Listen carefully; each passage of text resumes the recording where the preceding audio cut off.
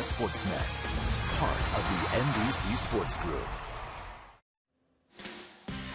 Now it's 2-2 to Mayberry. The pitch from Simon. Ground ball toward the home base, and the Phillies win the ball game. Chase Utley crosses the plate on an RBI single by John Mayberry, and the Phillies win it 4-3 here in the bottom of the 11th inning. It took some time. It took a couple extra innings. It took a few more base runners in scoring position, but the Phillies finally get the hit they need to win it in 11.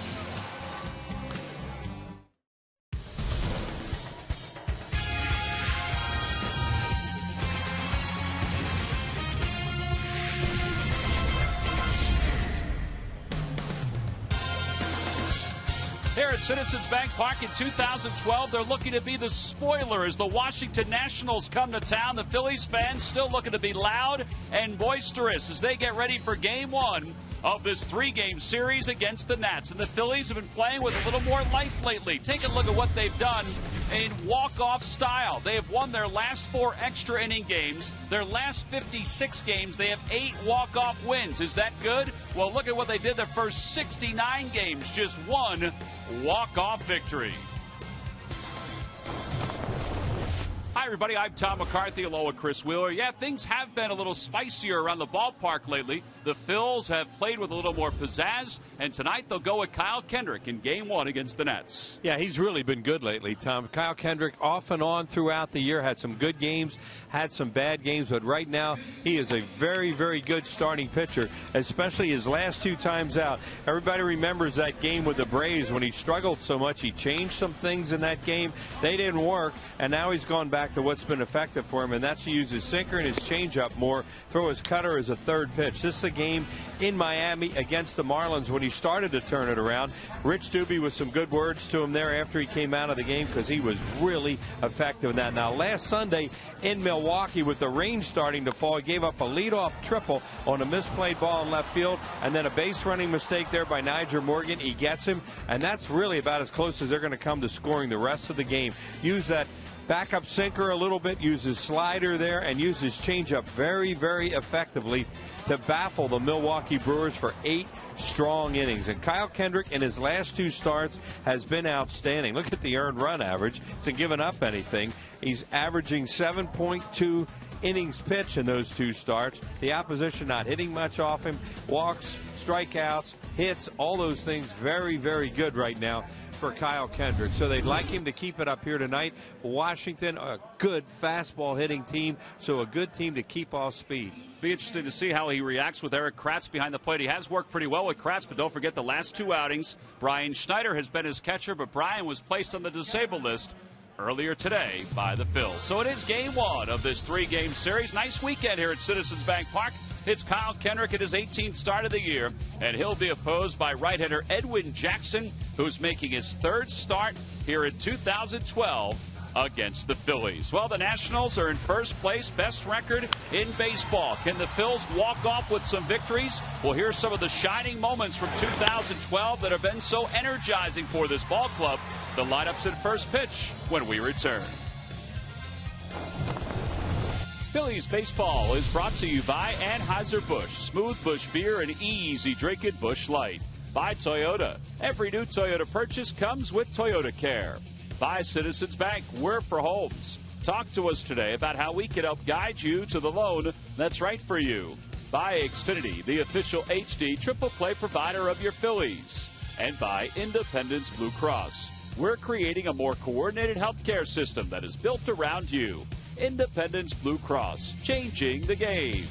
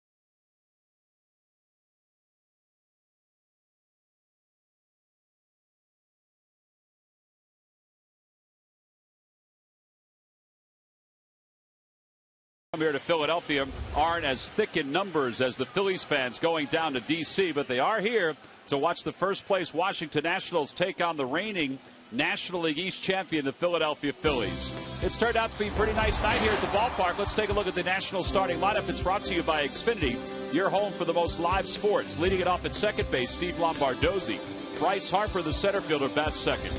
Ryan Zimmerman hits third, followed by Mike Morse and Adam LaRoche. Jason Worth, the right fielder, bats sixth. In the bottom third of Espinosa, Suzuki, and Edwin Jackson will face Kyle Kendrick, who's been kind of revitalized over the last couple of starts. Kendrick overall is 6-9 with an earned run average of 4.20. As a starting pitcher, he is 4-8, and he has pitched a whole lot better over his last two outings. Wheels. Sure has, Tom. He's used his changeup very effectively his last few times out, along with his sinker. He used his cutter as his third best pitch. He got caught up a little bit in using the cutter too much, and he got hurt with it. There's his repertoire with that fastball, more of a sinker, changeup, and cutter. Pitched quite a bit against Washington, as you would imagine, with this team in the same division and playing them a lot over the years.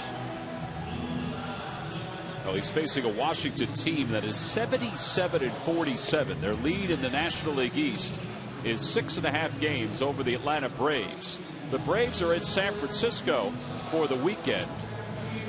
Davey Johnson seems awfully relaxed. He doesn't have Ian Desmond in the starting lineup. He was a late scratch, but it seems like every time the Nationals make some adjustments to their starting lineup because of injuries, the guys they put in do quite well. And you see where the numbers are. The Phillies in sole possession of third place, 19.5 games back, and they're 10.5 games back in the wild card. Pretty remarkable year for Washington. You think here you are on the 24th of August, and they have more wins than any team in Major League Baseball. Who would believe that something like that could happen?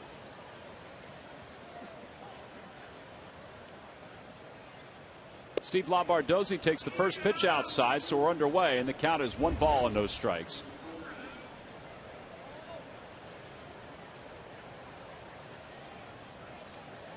Lombardozzi was a late addition into the starting lineup, and for Davey Johnson, that's okay. He's a guy that filled in not only when Ian Desmond was out with his initial injury, but he also filled in the outfield when Jason Worth was out. And overall, he's hitting .287 with 2 homers and 21 runs batted in. Out of their farm system, son of a former Major League player and a guy you don't get hurt when you play him. He's done a really good job for them. 2-1 the count as Kendrick's changeup flies outside. It's a switch hitter. Over the last couple weeks before Ian Desmond came back, he was hitting .356 as the leadoff hitter and the starting second baseman. There's a strike at the knees, 2-2.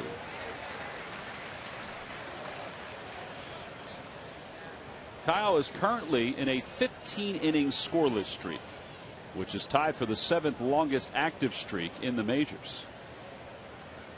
Changeup hit foul behind the plate. It remains 2-2. Mentioned that he's throwing to Eric Kratz tonight. The last 2 games he pitched, Brian Schneider was the catcher. Kratz is going to take over even more of the catching duties because Schneider was placed on the disabled list today. Stephen LaRue is here. He's wearing number 39 for the Phils. That was a high 2-seamer, and it's 3-2. Doing the job as a leadoff man. He's seen 6 pitches so far, still up there, trying to get on base.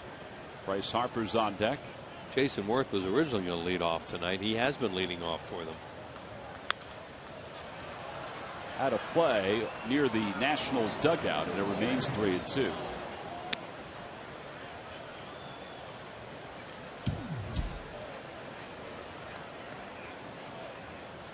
What Kyle Kendrick's done since the All-Star break. The one bad game he had was that game against Atlanta where he kind of outthought himself. He allowed 6 runs in just 3 1/3 and 7 base hits. He's in the wind, the 3-2 pitch. Another pop-up foul. Uh-oh, here we go again. Talked to Dan O'Rourke before the game, who's charged of the umpire's room among many other duties around here, and he said in the first inning he had a bad feeling about the baseballs. 15 dozen baseballs were used last night with the wet conditions and all those foul balls. 15 dozen. Well, he finally gets this one in play. Shallow center field. John Mayberry makes the catch. 1 away. Well, it's time now for our Nissan keys to tonight's game. Let's check them out. It's a nice night for a game, I think. Clouds for right? over Center City. I used last night. That didn't go real well. Boy, is this team ever a great road show. They are 41-23 on the road of the Washington Nationals. That's a heck of a way to win a division. Yeah, 41-23 on the road, 36-24 at home. The 41 wins the most in Major League Baseball on the road.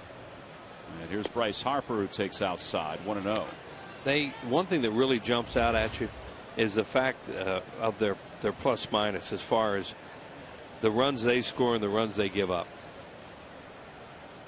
They are second in Major League Baseball with the plus ratio of giving up fewer runs than you or scoring more runs than you give up. St. Louis a plus 123, and these guys are plus 108. Phillies, for example, are minus 31. 2-0 the count to Harper. Outside, and it's 3-0. So the rankings for the Nationals. The bottom number is the key one, 3.23. The best earned run average combined in the National League. And that's why they score a lot more than they give up when you have that kind of pitching. You'll win a lot of games if you can score more than you give up. Bryce Harper's been struggling lately. Gio Gonzalez hasn't been struggling. He has 16 wins. Taking a look on at the game tonight. 3-1 pitch. Foul ball down the left field line. It's 3-2. Yeah, Harper's come back to earth a little bit. He's really struggling when he has 2 strikes on him, only hitting 0-51 on an 0-2 count. Now he's in a hitter's count, 3-1, now 3-2. But evidently he's been getting jammed a lot, pitched inside and struggling with that. Well, that's where they're going to go. At least it looks that way. And they do go that way. He bloops it down the left field line. It's a fair ball. It kicks up some chalk. Nix gets to it quickly. Harper on his way to second, and he's in there sliding. He didn't know where it was when he hit it. He's looking around like, where is that thing? And then all of a sudden he saw it, and you know he's going to run the ball out. And then he took off. He got jammed, really gets jammed here. Watch his reaction after he gets jammed by this. There, I got it. And now I better take off, and right on the line. Poof. That's an easy one to call for the umpire. And Harper hustles into second with the 17th double of the year. That'll bring Ryan Zimmerman to the plate. Zimmerman 285 overall, 361 since the All-Star break. Takes a strike, 0-1. This guy's really a good player. And when he's swinging the bat the way he is, he gives him, it's hard to believe it. He's veteran leadership. You know, Ryan Zimmerman was a kid in the league, seemed like, for a long time. And now he's a veteran player and a really good one. A lot of at-bats against Kendrick. In fact, he has the most of anybody in the starting lineup against Kyle. The 0-1 pitch. Little pop-up right side. That's a good pitch from Kendrick. Chase Utley makes the play. 2 outs. Well, he off-speeded him there. The way he jumped at it looked like it may have been a changeup.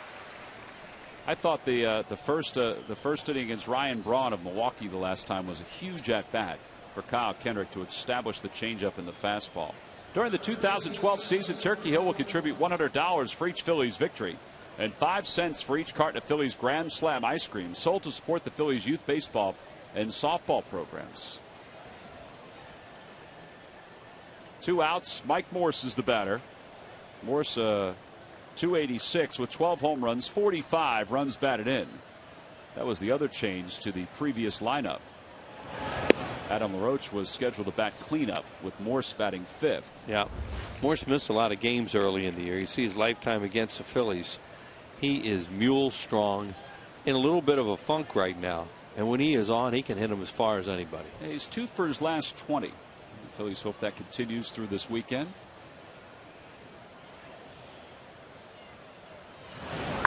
Ground ball foul, 1-1. When he first came up, he stands way off the plate. He really used to be able to pitch to him away and get him to chase. And he's become a much better hitter. Now, maybe we haven't seen him for a while. Maybe he's struggling with that again. Pretty good number there for them.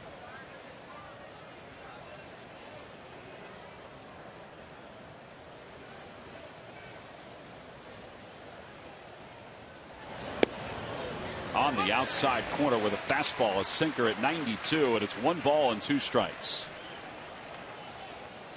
Morris 0 for 4 on the homestand against the Braves. Well, he really wants you. He likes the ball in, but he's so strong that if you make a mistake out over the plate, he can hit the ball out to right and right center. We've seen him do that. 1 ball, 2 strikes, the count to him. Harper leads off second. Tried to go to the same spot, maybe a little farther outside, and it's 2-2. See where he stands in the box, and he gives you a lot of room to pitch him away. But he'll fool you because he's so big and has long arms, and he has good plate coverage when you don't get him to pull off. Look how far away he is, and you think you can get him out in here. But if you run it back too much, he'll get you.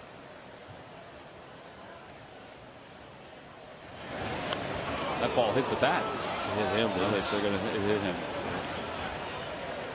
That had to hurt. That sounded like a bone shot. Well, he's shaking out the hand. He'll take first after the athletic trainer takes a look at him. See, he's diving.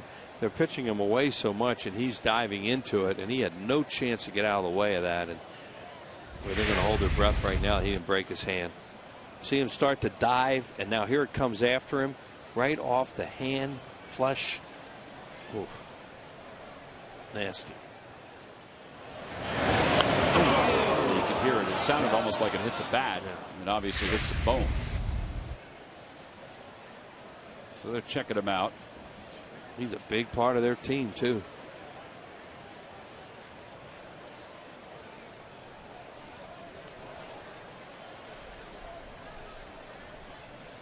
He missed the first 50 games with a right lat strain, which he sustained during spring training. The trainer will be able to determine whether they think he's got to go get looked at right away, and he's done. Going to feel something in there that they don't like, and right off that hand. Well, Davey Johnson does not have Ian Desmond, as we mentioned. Now, whether he's available or not, they didn't say. They just said he was a scratch with a bum knee. And we'll see who he puts out there. I guess he could put Roger Bernardina out there. Yeah. One of the other outfielders. Charlie Manuel is going to ask Phil Cuzzy if there was a swing on that hit by pitch. So Bernardina is going to pinch run and then stay in the ball game.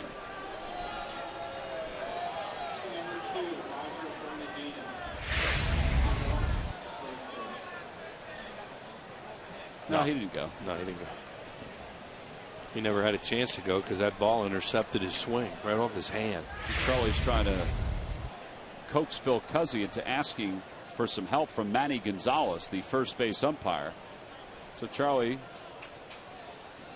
was going to walk out to talk to Manny Gonzalez. I think Phil Cuzzy said, no, you can't do that. Here comes Jerry Davis, the crew chief.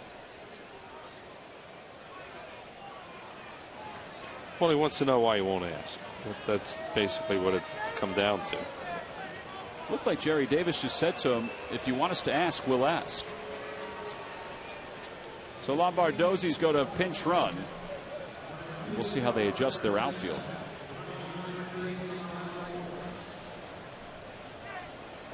And Adam LaRoche will be the batter for the National. LaRoche, 263 hitter with 23 home runs and 78 runs batted in.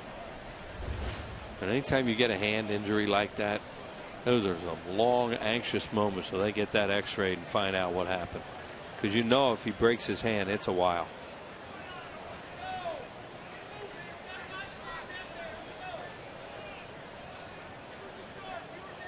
Two on, two out here at the top of the first inning. A 22-pitch inning so far for Kendrick.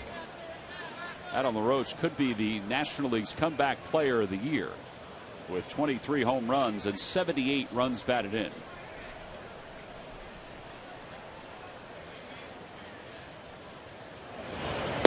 Throws a pitch on the inside corner for a strike. Does Kendrick? It's 0-1. He has always loved to hit in this ballpark, too. 277 career hitter here at Citizens Bank Park with 7 home runs. He has 17 career home runs against the Phillies. Yeah, and he's hitting .577 this year on an 0-1 count. That's crazy. Usually that would be a 1-0 count. They play him to pull. Rollins up the middle. Swing and a miss. 0-2. They throw behind Harper. And Jimmy Rollins makes the one-hop play. About 5 feet behind the bag. You see how aggressive LaRoche was 0-1 there. See why he's hitting at that mark, because he gets after it with one strike.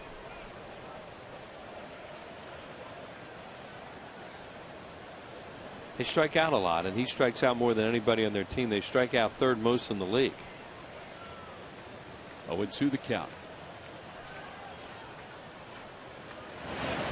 Inside 1-2. Roach has 108 punch outs.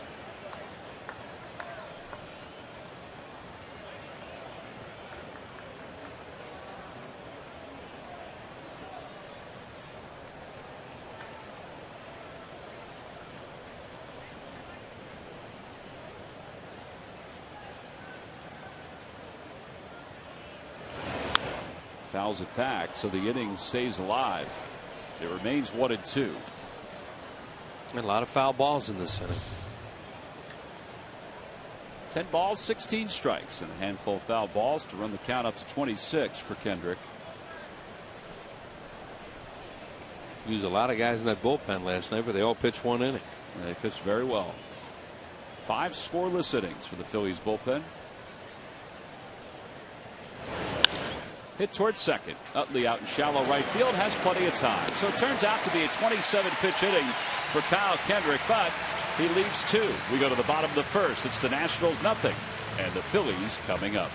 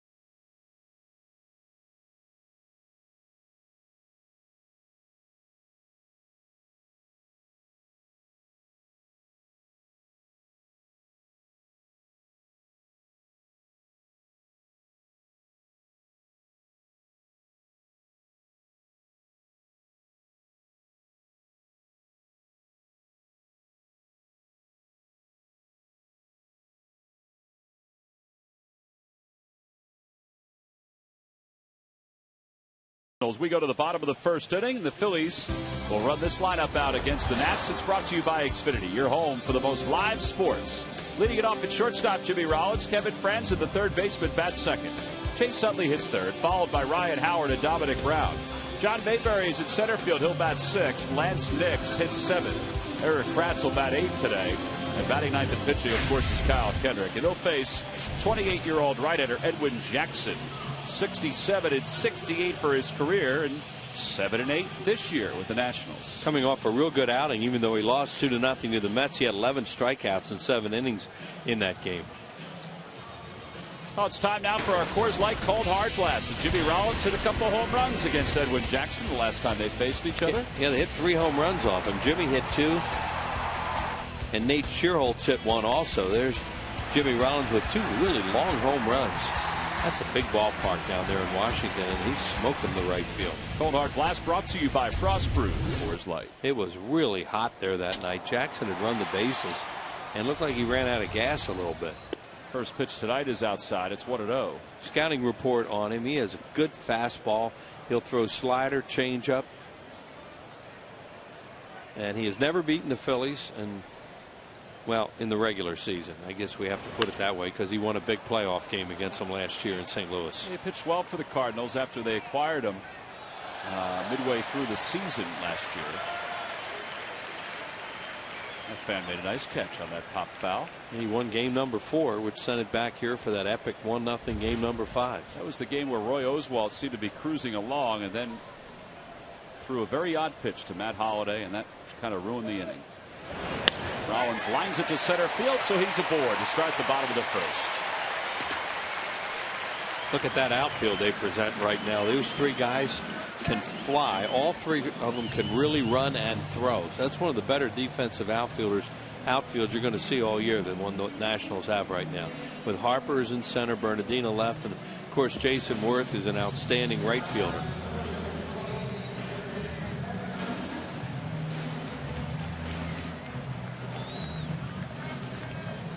Kevin Franzen 5 for 8 in the series against the Reds, making his 23rd start over at third base. Placido Polanco is a little nicked up tonight.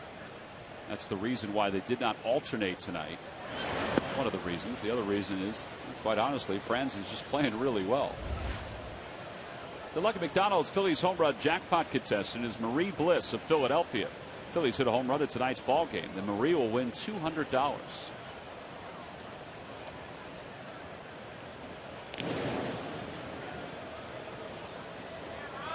Phillies continue to lead Major League Baseball in stolen base percentage. Part of the reason for that is Rollins, who's 22 for 27. Pierre, of course, and Victorino prior to the trade.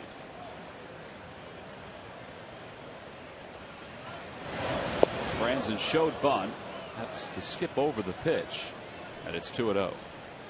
Yeah, he was on that. Looked like he was just trying to bunt for a base hit. He'll do that when he catches a third baseman back a little bit. He'll drag it down that third baseline. Zimmerman is playing him behind the bag.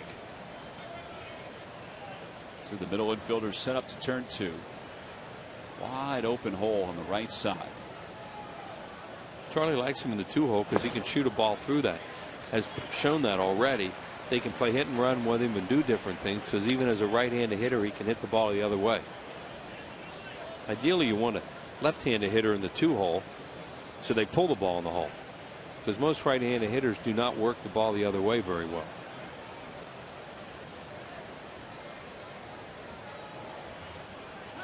Time is called. 3-0 the count to Franzen. Chase Utley waits on deck.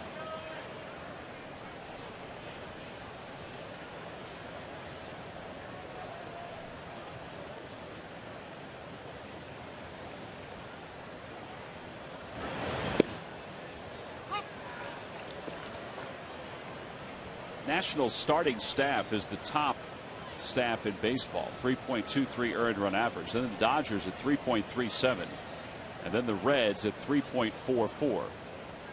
Part of the reason why is because of Steven Strasburg, Detweiler, who you see there. There's ball 4, and the Phillies have first and second here in the first.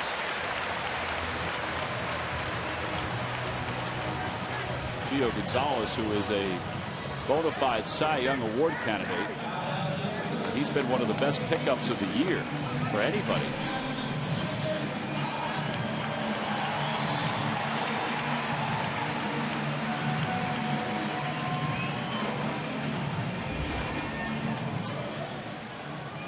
Chase 18 career home runs against the Nationals franchise. 8 home runs this year overall, 23 runs batted in. He was 5 for 18 in the 4-game series against the Reds. A couple of runs batted in. Runners lead off first and second, and Utley takes strike 1.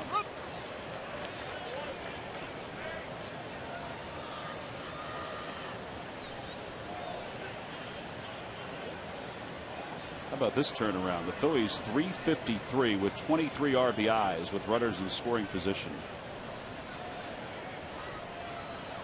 over this these last few games. Yeah, one of the reasons why they've had a nice little run.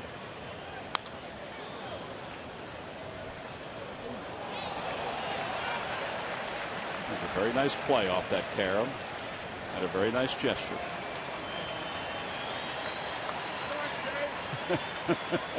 Right away, buddy. Nice gesture is right. Boy, that kid excited.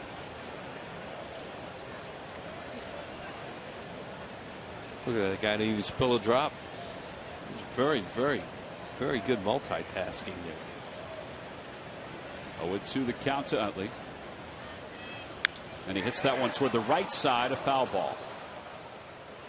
I don't even think he was ready when Edwin Jackson threw that pitch. He didn't look like it. He has that little routine that he goes through, and he quick pitched him a little bit, and he was slightly jammed. How he didn't break his bat on that.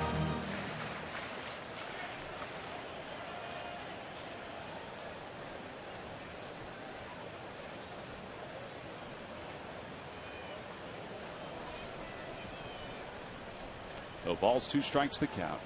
And the pitch. Little number foul. Now, see, they were playing him to pull where the Cincinnati Reds when they were here because he was hitting so many balls in the hole. This team is not doing that. More conventional. And they also played him to pull in the outfield. They're not doing that. Are the Nationals. They have Harper, the center fielder, towards left center.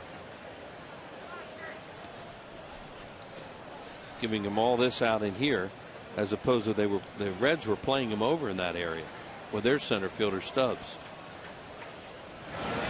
Reds had scouted the Phillies just a few games before that series got underway. So they might know some recent tendencies a little bit more than, let's say, the Nationals. I don't know who the Nationals advanced guy is anymore. Or if they have one. Some teams don't use them all the time.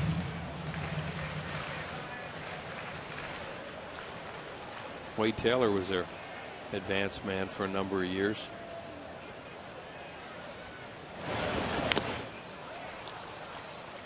Utley taps that one foul, and it remains 1 ball and 2 strikes. Well, Kyle Kendrick threw his fair share of pitches in the top of the first. Jackson is starting to do that here in the bottom of the first. Yeah, they're making him work.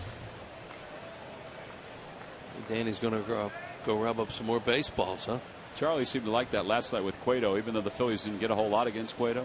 That they were really patient with him. They made him work a little bit, knocked him out in the 6th inning.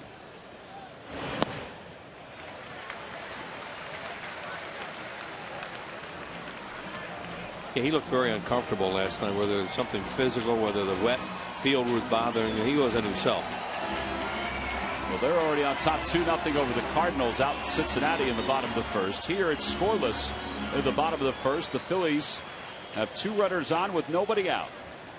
And Chase Utley, the batter. Utley has run the count even, 2 balls and 2 strikes. Hits that one hard, and it's a fair ball down the right field line. Jason Worth, who knows this field better than a lot of visiting right fielders, throws the ball in. It gets away for a moment. Rollins scores. It's 1-0 Phillies. That ball was hit so hard, but it looked like a fair ball and a really good call down there by Manny Gonzalez. Had a couple of chalk liners here in the first inning. Here it is. This thing is just absolutely scalded, and good call right inside the line. Yep, that is a fair ball. There it is again. Now Karam's off the concrete down there. As Tom said, Worth knows his park well. Then he's going to throw it into the middle of the infield for a cutoff guy, and he missed Lombardozzi. Backed up there by Jackson. That was a nice play by the pitcher, really, because that ball was in no man's land. Franzen went to third after Rollins scored. Now Howard's up 1-0 Phillies. Howard swings at the first pitch. No balls and 1 strike. Ryan's 0 for 3 against Jackson in his career, but man, does he have good numbers against the Nationals. Yeah, he's hit a lot of homers off this team. Here at RFK and in their new ballpark. No overshift on Ryan Howard. Conventional pull defense.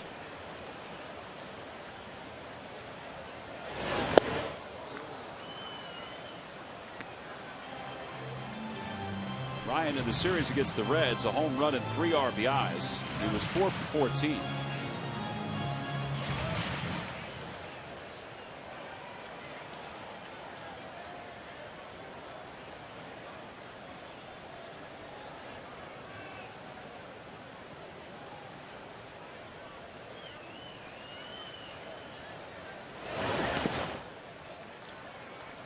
Kurt Suzuki is the catcher now for the Nationals. That's different from when the Phillies last faced Washington. They acquired him from the Oakland A's.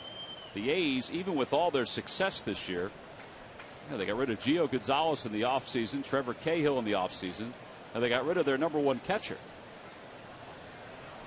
Well, and it's been a catching lottery here for the Nationals this year with all the injuries they've had at that position. Suzuki's a very good defensive player. 1-2 pitch inside, 2-2.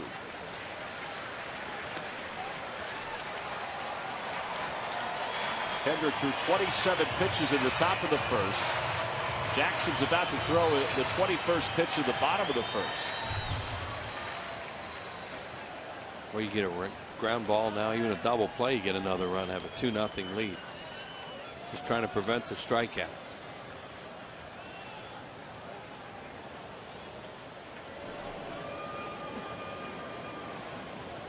Chase Utley's not going anywhere, I don't think, because Ryan Howard swings and misses a lot, and you don't want to strike out into a double play with a guy at third and nobody out.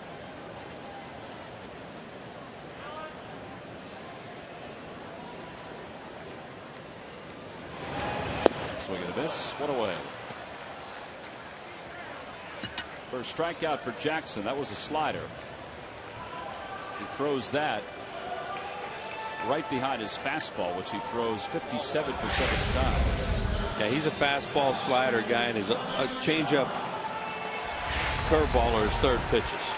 Third, fourth, depending. About the same percentage. See, Ryan Howard really got fooled by that breaking ball. Dominic Brown, who's hit in 5 consecutive games.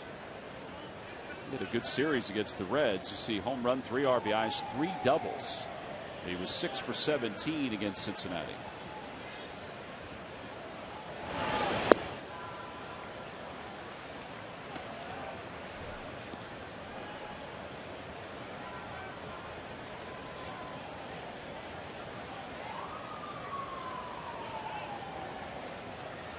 Now, Howard, they were playing him the other way in the outfield. They're playing Dominic Brown to pull with Bryce Harper, the center fielder.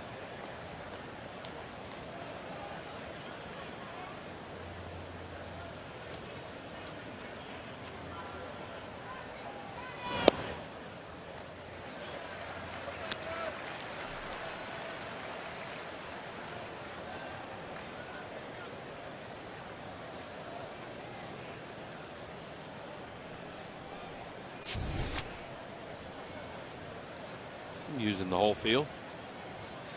He's been pulling more lately. Yeah, that 7 has come up lately. He's ahead 2 balls and no strikes. Runners lead off first and third. Hits that one toward the right side. That might be 2. Lombardozzi to second for 1 in time for the 4-6-3 double play. So the Phillies will settle for just the 1 run. 1 run on 2 hits. They leave 1 over at third. We go to the second. It's the Phillies 1 and the Nationals nothing.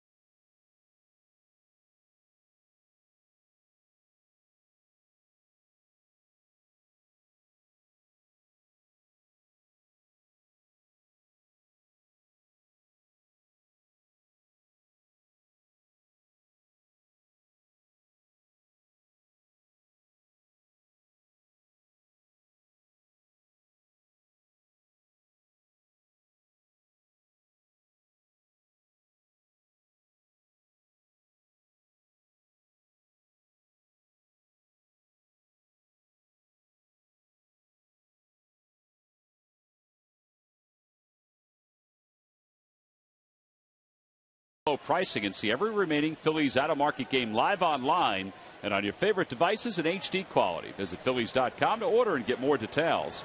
MLB.tv. Baseball everywhere. Top of the second. Phil's up 1-0. Jason Worth will lead it off for the Nationals. And Worth fouls the first one down the left field line. Jason, since he's come back off the disabled list, is hitting .373 to lift his average up to .315. He has 8 runs batted in since coming off the DL. Came off the DL in the final game of the Phillies 3-game series down there with him. Ironically, he had gone on the DL in the final game of a 3-game series when he broke his wrist on a Sunday night. He was using a much smaller bat, a lighter bat, the first few games after coming off the disabled list, because the wrist was still weak enough, or was still too weak for him to use a heavier bat. Kendrick now is ahead 1-2. Spent 4 solid years here in Philadelphia. Helped the Phils to the 2008 World Championship. And a number of other trips to the postseason. Takes a little high, 2-2.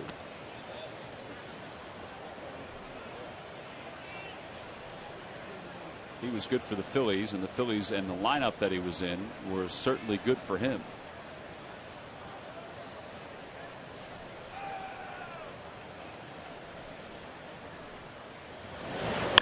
Over to second base. Chase Utley to his right.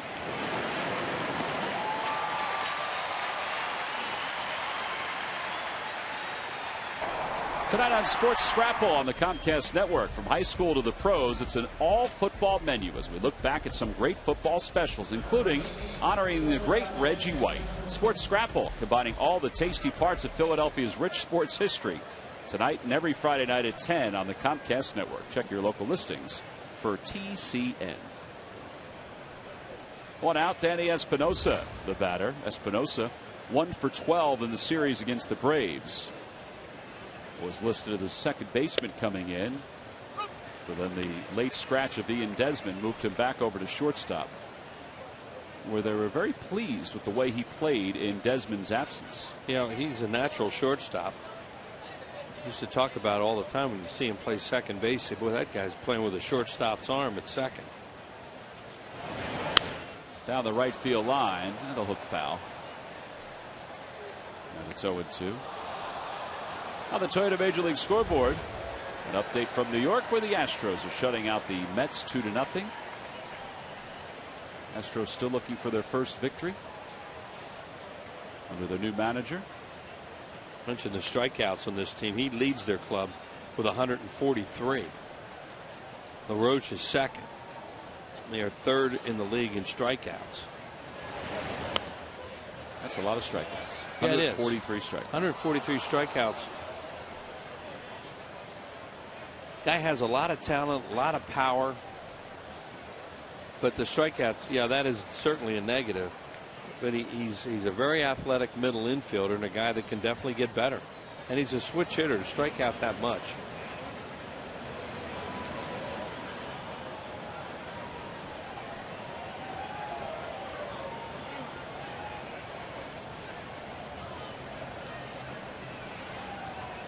He has 11 of his home runs are hit left-handed this year and 3 right-handed.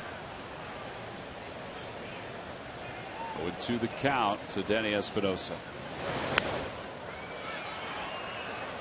So that's something to think about later in the game. Managers will always do that when they face a situation with a switch hitter and it's a close game. Where can they beat you with their power? Which side? And when you make the pitching change, you'll always try and turn them around if you can.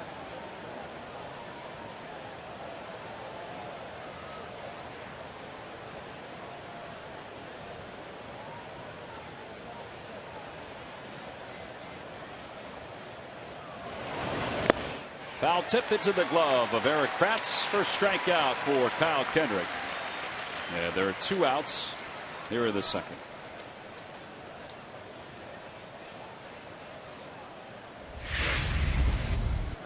Kyle using a lot of sinkers and changeups early in this game. Gets a strikeout there on the foul tip.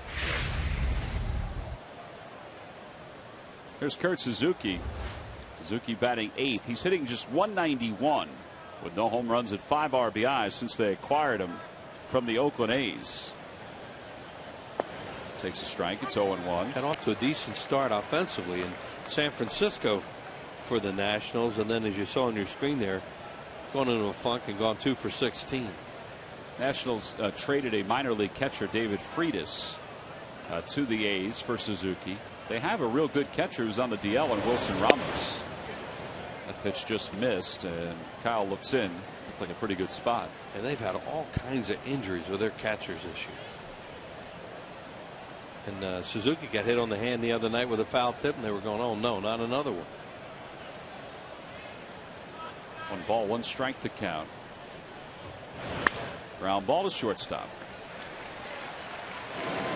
Turns out to be a rather easy inning for Kyle Kendrick. 2 groundouts and a strikeout. We played 1.5. We moved to the bottom of the second.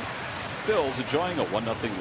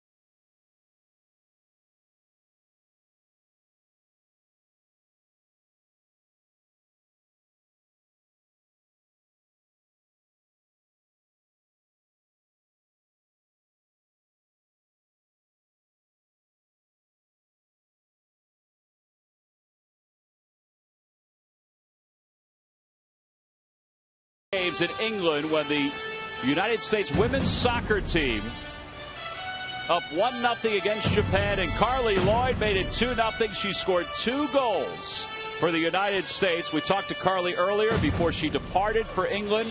She certainly became a hero of this year's Olympic Games and the hero in the eyes of everyone in the Delaware Valley, and she's standing by with Murph. Murph, take it away. All right, no doubt about it, Tom. We talked, Carly, before you left for London, and we talked about the goal of getting that gold medal. You'd already had one. Not only did you get the gold medal, but, man, it must have been such a thrill to once again score the game-winning goal in the gold medal game. It was unbelievable. I mean, obviously everybody was asking me prior to London, maybe you'll score the goal. And I'm thinking to myself, what are the chances? But it was an unbelievable moment. You scored 4 goals throughout the Olympics, and we all remember the 2 in the finals. But you bring home your 2nd gold medal, and we talked about the pressure going into it. As you guys were the favorites going in. Was there ever that feeling of pressure? Was there ever that feeling of, wow, can we really do this again? I think there's always pressure. I think that we're the team to beat always, and that will remain, I'm sure, until the end of my career. But, it's just, I think we thrive under pressure. There's been a history of this team. We thrive under the pressure. We love the pressure, and we know how to get it done in the end. Speaking of pressure, you had to throw out the first pitch along with 3 other gold medalists who are here tonight. That had to be a thrill as well. Oh, it was awesome. It's been, I've been wanting to do this for a really long time now, and it was a thrill. I went out practicing prior to it just so I knew what I was getting myself into, but it was great. I had fun. See that? If you want to be good at something, you got to go out and practice, even if it's not your thing, as John Mayberry pops that one up into the infield. Before I let you go, Carly, lots of people want to know, all right, you have 2 gold medals, so what's in the future? Are we going to see you in 2016 in Rio? That's the plan. I'm going full force. If all goes well, that one for sure, and who knows, maybe even that one after Rio.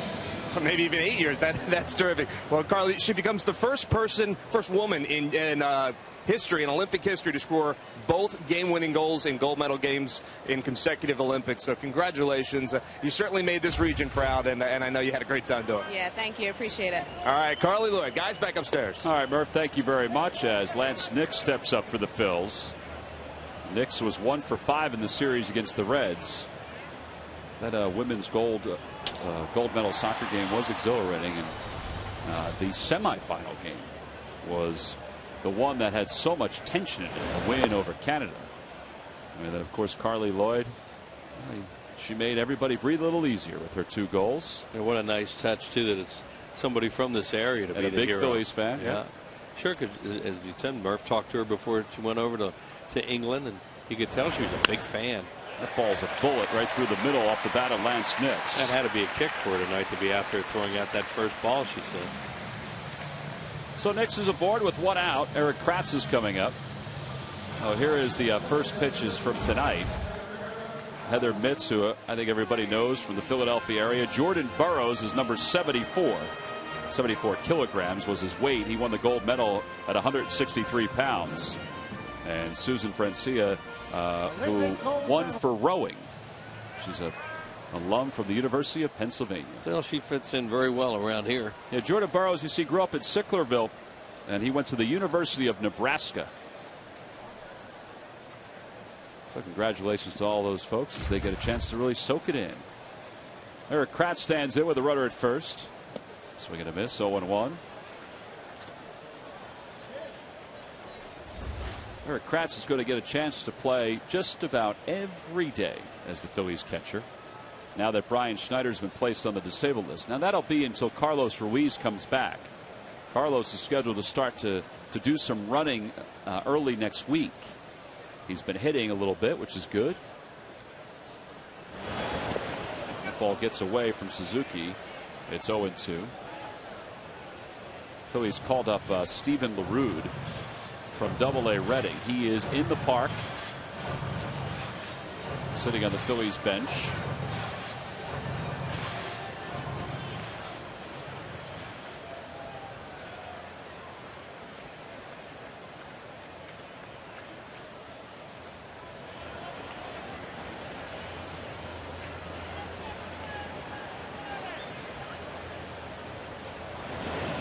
Swing and a miss, and Kratz down on strikes.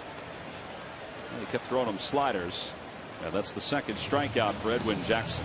You scout the Phillies, you don't want to throw Kratz too many fastballs. He's really proven he can hit a high fastball, especially. There's another breaking ball. Good play there by Suzuki as that baby bounced up there.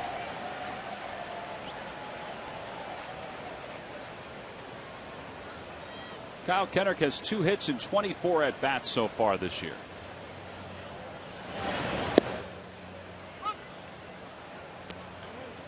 He's holding his hands really low. Well, that's a new hitting style. I just never noticed it before. Yeah, he started doing that about a month and a half ago. Really? I just noticed it. He reverted back to the higher hands about 3 weeks ago. Well, that's what it is. But then about 2 weeks ago went back to the lower hands. He's just trying to feel some things out. I have to admit, I don't spend a whole lot of time watching pitchers to analyze their swings. It just looks so different with his hands that low.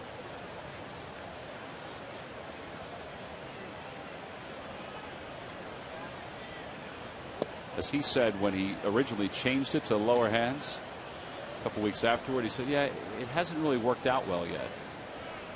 And then he went back to his hands up a little higher. Tough to hit with your hands. Really are. He's just trying to get quick and make quicker contact. Get a little bat speed out of it. Kyle's a pretty good golfer.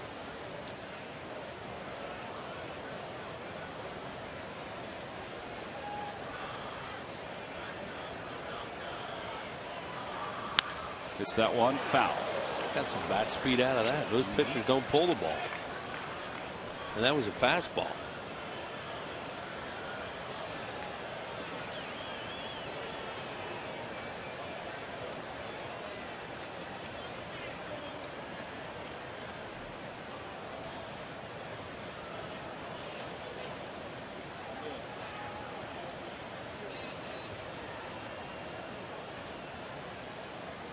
Line drive, base hit to left field. Well, maybe the lower hands will work for him. Nick's on his way to third. Kendrick hustling to second. And he's there standing with a 2-out double. First extra base hit of the year for Kyle Kendrick. That's his 4th career double. Almost shaking his head there. He was quick.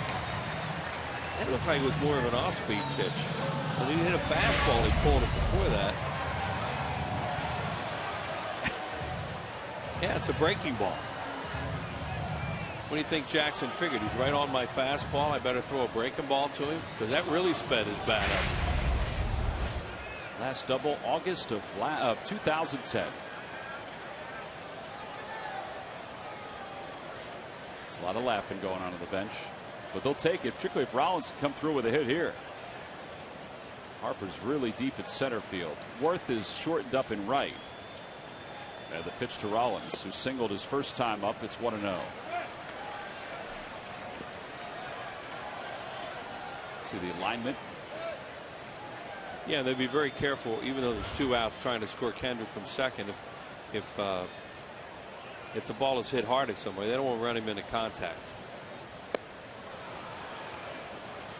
It's going to hurt this guy hitting early fastballs in the count, and there he gets a breaking ball that time. Hit the 2 homers off him.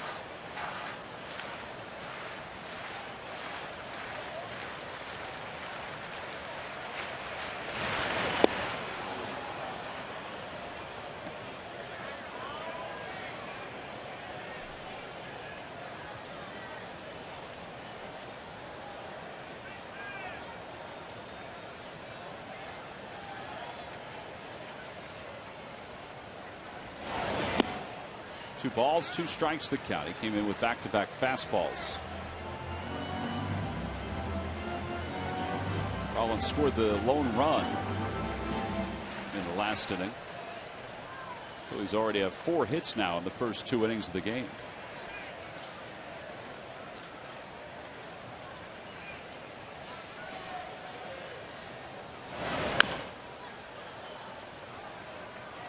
A lot of pitches being thrown by these 2 guys, especially now Jackson, who's struggling here in the second, and Kyle had a much easier second. Their bullpen's been a big plus for them this year. And you see the pitch count. Take a look at the lead that Kyle Kendrick is getting off second base. I mean, right now that's long, but as Jackson goes into the windup, look where he goes. Look. And that's going to be a liner right out second baseman Steve Lombardozzi. Hit it right on the nose, a few inches away from being a base hit and probably a 2-run single. Instead, no runs, 2 hits, and 2 more men left in scoring position. We've completed our first 2 here in Philly.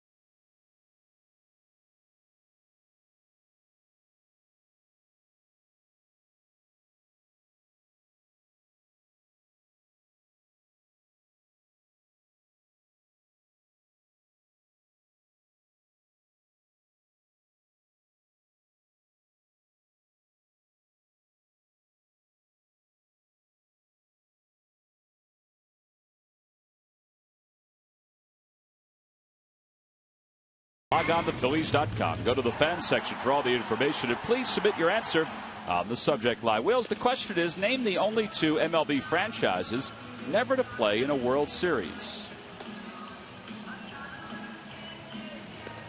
The answer will be revealed in the 7th inning.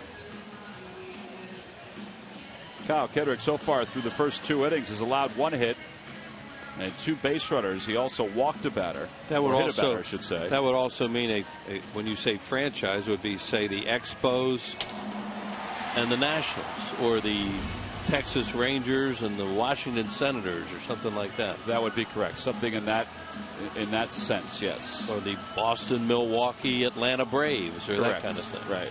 I just want to make sure the fans are aware of what we're trying to do there. We're tying it all together. Right. The history. Don't like to have anybody confused, especially me. Were you feeling confused? Sometimes, yeah. It's easy to feel confused around this group. Bing. Got that right, Sarge. Thank you. Amen. Edwin Jackson leads it off for the Nationals, and he takes a strike, 0-1. Dazed and confused many days. Jackson hitting .195. He has 8 hits and 41 at bats. 0-2.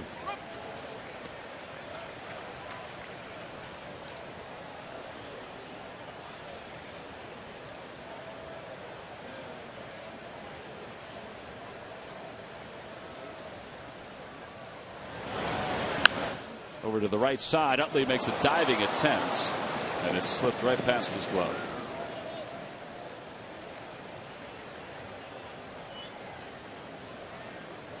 Leadoff single, and now the top of the order is coming up. Nationals will be here tomorrow night and Sunday afternoon for the rest of this 3-game series. Sunday, all fans 14 and under receive the ShopRite Jimmy Rollins Back to School Cooler Bag. Tickets are available now by going to Phillies.com. Tomorrow's first pitch scheduled for 7:05. Tomorrow it'll be Gio Gonzalez against Roy Halladay. That's a good matchup. Lombardozzi flied out to center his first time up. Ryan Howard is playing near Edwin Jackson at first, but not really holding him on. Yeah, he's going to play off him a little bit and try and take the hole away from a left-handed hitter.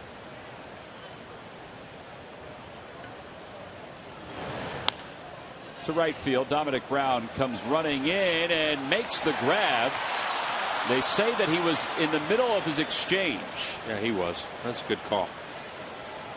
He was taking that out of the glove. I don't know what Jackson was doing there. He got wandering off first base, and then you could see he was panicking, trying to get back.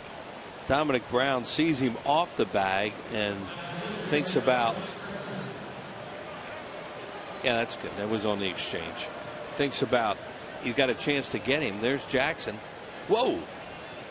I guess at one point he thought he was going to drop that or not get to it, and then he started to sprint towards second and then realized he caught it. One out. Bryce Harper's the batter. Harper doubled his last time up. Fly ball left center field. Mayberry out into the alleyway, has a beat on it, and he makes the catch as he steps in front of Nix. Nix was calling that all the way. So was Mayberry, and they almost collided. One player is much taller than the other. Yeah, and you want your center fielder to take everything he can get to, and that's the center fielder's ball. It's good that Lance Nix calls for it and has a chance to get it, but Mayberry has to run him off that.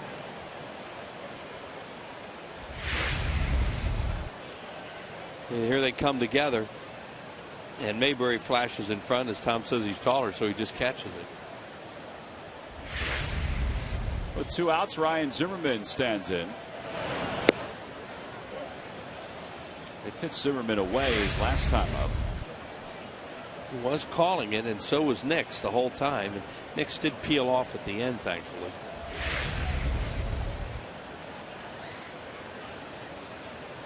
Mayberry's taller, but Nix is thicker. He's a pretty thick guy. That would have been a rib shot for Mayberry.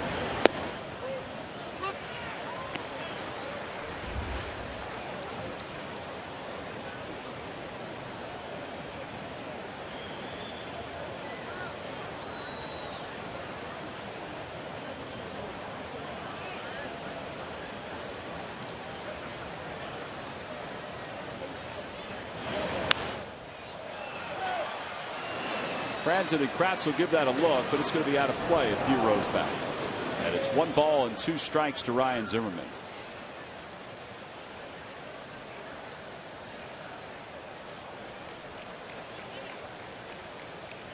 Budweiser, through the Walk Off a Hero program, will donate $5,000 to Folds of Honor for every Phillies walk-off win. Please join Budweiser and the Phillies in honoring those who keep our nation safe and free. So far, Budweiser has donated $155,000, not just for Phillies walk-off wins. 1-2 the count to Ryan Zimmerman. 0 for 1.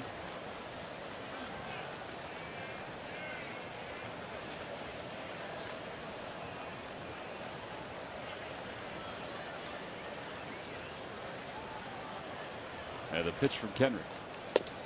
Ooh. Ooh, ooh, ooh, ooh, ooh. I'm with everybody else that's starting to walk off the field. Wow. Everybody left. Rich Stubbe making some motions out there. Oh, man. The only thing it could have been was a little low, I guess. Sure had the plate. Sure did. Depends, you know, we always say it's not where he catches it, it's if it goes past his knees or not. Yeah, there's another good one. That one was outside.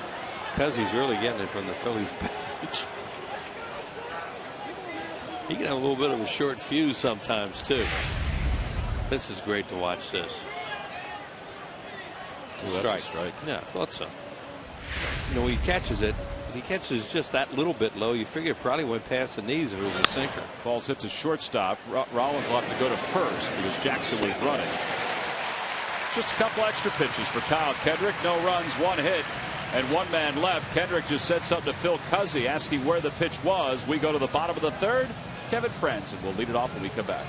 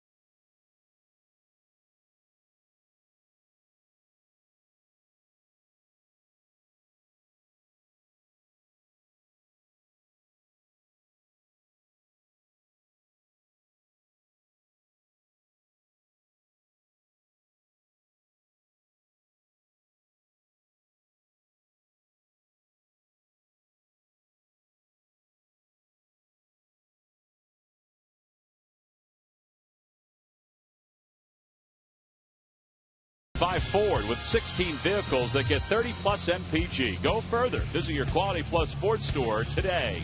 Buy WB Mason. You can't go wrong when you buy right. Buy Thomas Jefferson University Hospital. Call 1-800-JEFF now for an appointment. And buy Honda. Visit your Honda dealer right now for great deals. Only a Honda is a Honda. Home half of the 3rd inning. Phillies up 1-0. Game 1 of a 3-game series between the Phils and the Washington Nationals. Kevin Franzen, Chase Utley, Ryan Howard are due to lead it off for the Phillies against right-hander Edwin Jackson. Phillies are hoping for a little Christmas magic, Wheels, for the final 6 weeks of the regular season. Yeah, just keep it interesting, and it has been lately. That young lady's birthday. She was just looking for a kiss from the fanatic for her birthday. Kevin Franzen starts it off. Franzen walked his first time up, was left over at 3rd. Phillies have left 3 so far, all 3 in scoring position. And they had a real good shot for at least 2 in the first inning, didn't get it. Last inning, 2nd and 3rd, 2 outs, and Jimmy Rollins hit a rope right at the second baseman. Softly hit. And Espinosa, the shortstop, throws out Franzen.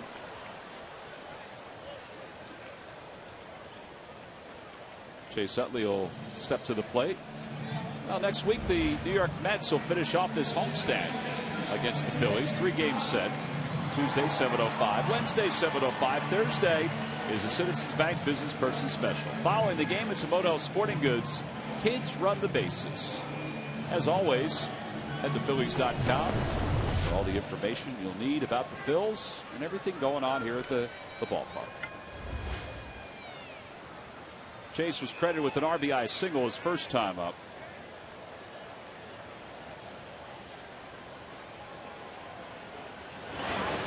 Six for 19 on this homestand. By the way, they've announced that Mike Morris has a contusion to his right hand. That's really good news for the Nationals.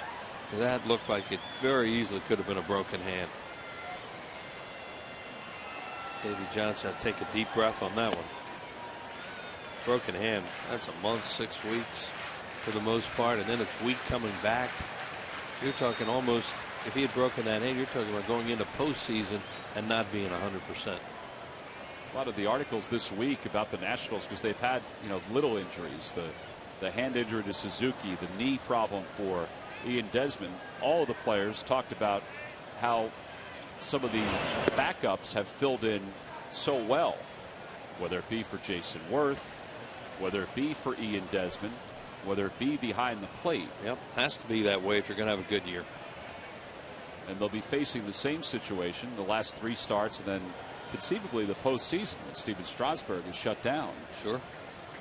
And a guy like John Lannon.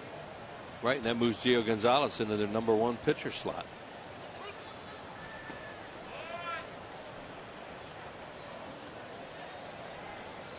Three balls, 1 strike, the count to Chase. Really pretty much unprecedented. I think a team that has a very good chance to go deep into the playoffs will shut down their #1 pitcher in the season. It's not only well, it is unprecedented.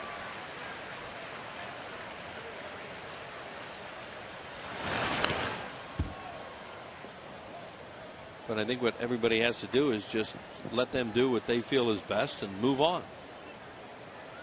It's their call. It's that guy's call right there, Mike Rizzo, who's their GM. And he certainly answered the question enough times.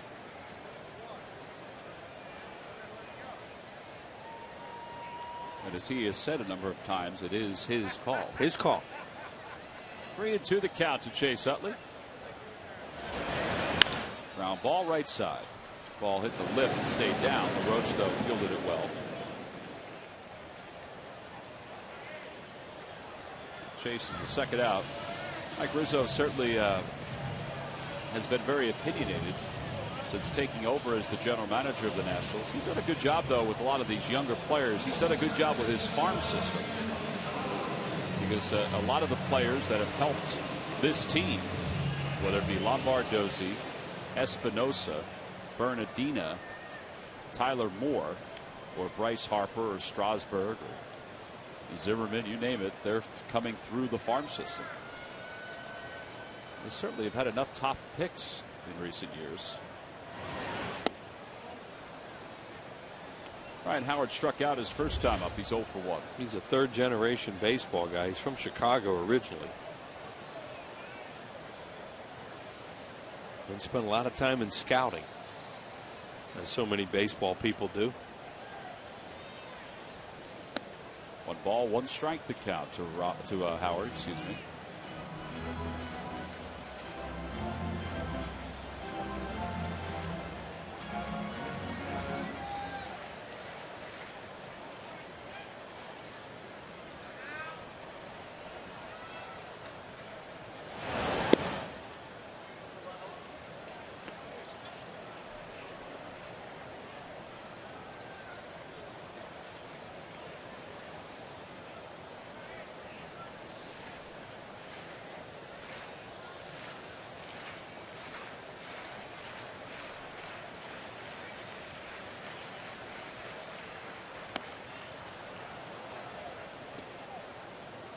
Definitely not seeing that slider out of his hand, because he's swinging and missing at it, missing it by a lot. That's a swing right there where you think it's a fastball when it leaves his hand. 2-2 pitch to Howard. Grounder to first, a foul ball. Another one. You can see how far out front he was that time, but he did make contact. And they may just think, well, we're going to keep throwing it to him until he hits it, or he's going to look for it and he's going to be late on a fastball. See what Suzuki and Jackson decide to do.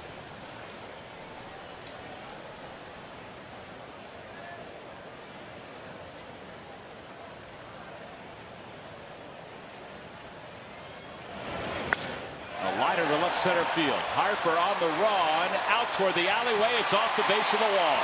Harper kicks it around a little bit. But Ryan Howard will pull in the second with a double. I guess they thought they'd try to sneak a fastball by him. And they didn't. Yeah, they really had him struggling with the breaking ball, and that's what the point we're trying to make was maybe they would go fastball here and think, well, he's going to be late because we've got slider in his mind so much and he's guarding against it. So throw a fastball down. Ryan Howard is such a good low ball hitter, and you see right there he just drops a head on it and drives it off the wall in left center field.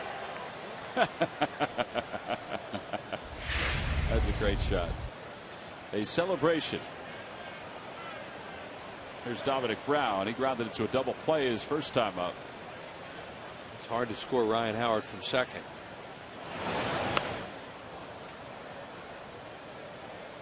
Oh, and 1 to count on that slider that was fouled off.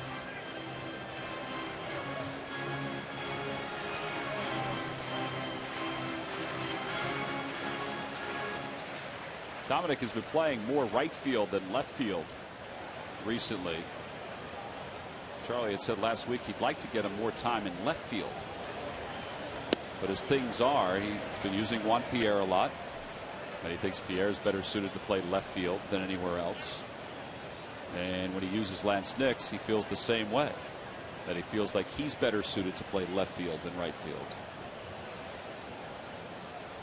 To Dominic's credit, he said, I don't care.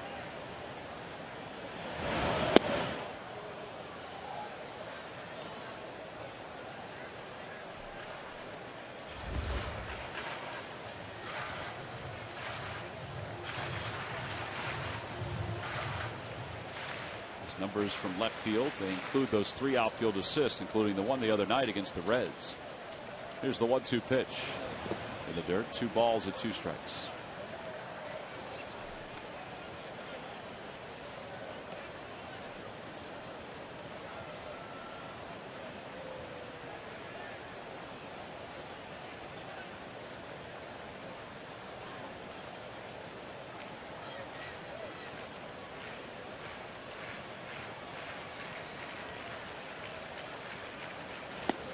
Got him with a slider, and that wraps up the third. Third strikeout for Edwin Jackson. So the Phils leave another one in scoring position. They've left 4 in scoring position through the first 3. On to the 4th with the Phils up 1-0.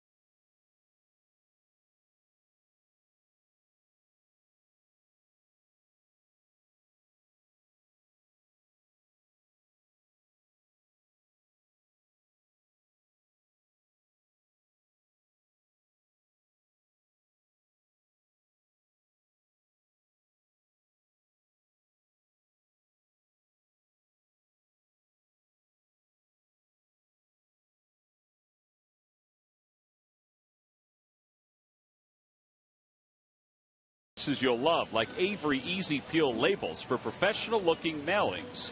From who? but W.B. Mason. Top of the 4th inning, Kyle Kendrick will face Roger Bernardina, Adam LaRoche, and Jason Worth. Gary Matthews joins us up here in the booth in what is a 1-0 game. Kyle's done a nice job. He's had a couple of base runners to deal with. Phillies have had a whole lot of base runners offensively but haven't been able to score more than the 1 run. Bernardina batting for the first time. Shows bunt, and he offered at it 0-1. Well, the one thing is, though, you like the chances, you like them being in scoring position. The more they have them in scoring position, the easier it gets. Not only that, you continue to put pressure on Jackson.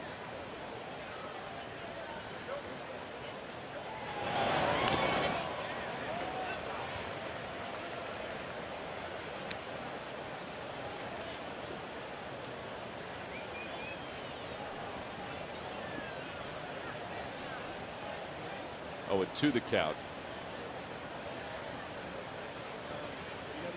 And the pitch to Bernardina. A little high, 1-2 the count. Bernardina's a guy who didn't start the year with the Nationals. They didn't really have room for him. He's been with the clubs, with the franchise since 2001. Kratz will give this a look. It's going to be back in the Diamond Club seats. It's one of those players that has a lot of potential. Just hasn't come out as of yet. Maybe due to not playing or due to not being consistent enough to play on a daily basis. Overall hitting .298 with 3 home runs and 22 runs batted in, but also he has stolen 13 bases. Outside, 2-2. Bernardina and Ian Desmond are the only 2 active players on the Nationals roster who were drafted when the franchise was the Montreal Expos. Oh, okay.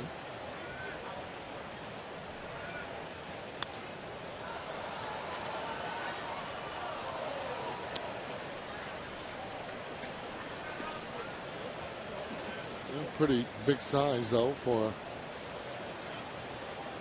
a major league player. Needs to have better power, however. Those 3 home runs. You would think that he would hit a few more, although it is a large ballpark there with the Nationals. But their outfield that they have is going to be pretty well set there for a long time. And he's just going to get a chance to play when they're just almost giving a day off to one of those guys. 3-2 pitch. And a little low, ball 4. So leadoff batter here in the 4th inning. Well, the Nationals got off to a great start, but they have maintained it. Yeah. In fact, since the All-Star break, the Reds have the best record in baseball. Then the Nationals. How about the Seattle Mariners are 3rd? Now, they dug themselves such a hole in the West, they're still in last place. Yep. But the Rays have played better. They're within 2.5 of the Yankees. And, of course, the A's have played very well. Yeah, and what that does, it gives you hope, though, even for the future. If you're not able to catch up this year or get into postseason, at least you feel as a team you're able to do just that. So that's very important, always that second half to play as good as you can. Well, I think also it shows that this Nationals team, people wonder, well, would they fade? I think the Pirates are kind of fading right now. They're still in it, but they're starting to fade a little bit. Nationals haven't faded. Well, I mean, look at the pitching that they have. That Gio Gonzalez giving them a heck of a boost. That ball's crushed to straightaway center field. Mayberry, though, is out there toward the warning track.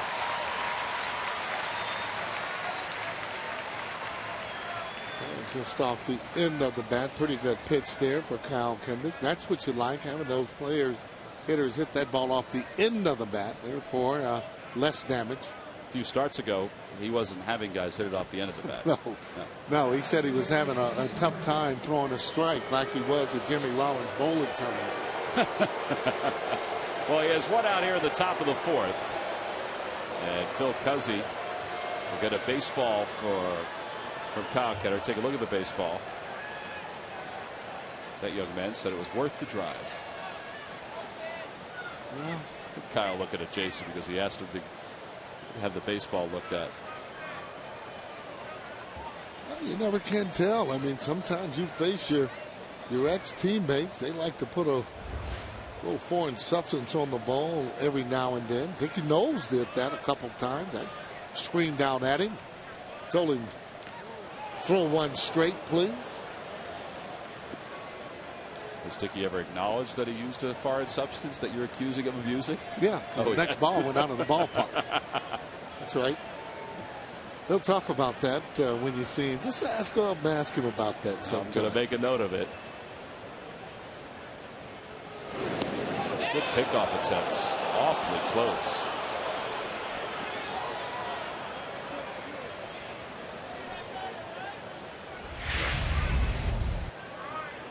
Puts a pretty good tag on him, and that's about as far as you can go on your lead. That's the kind of lead you want to be able to have, where you diving back, barely getting back.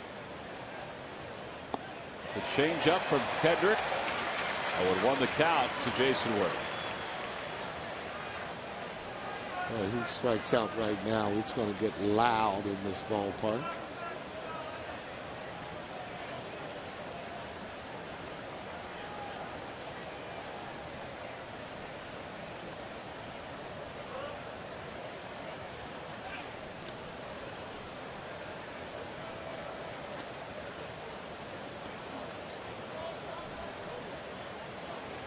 Kratz has thrown out 7 of the 17 runners who have tried to steal against him.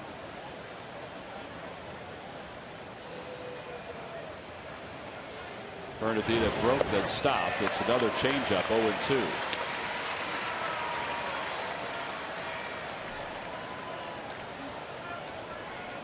Those are just excellent pitchers to any hitter that is an aggressive hitter. Usually you will be out front on that. Looking fastball, good arm motion is what tricks you.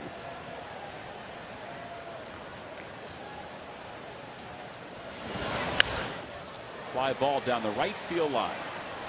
Dominic Brown watches it go into the stands.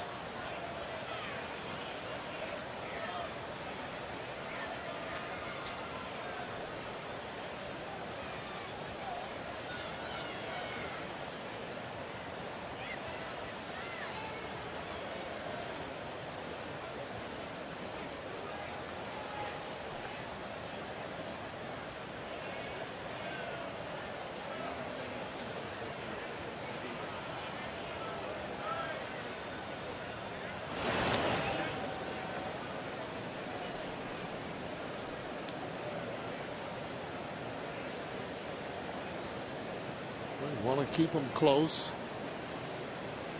Easier to get that double play ball when you're keeping them close. And not only that, the ball hit in the gap. If it's close, a good chance not to score. 0-2 pitch inside, 1-2.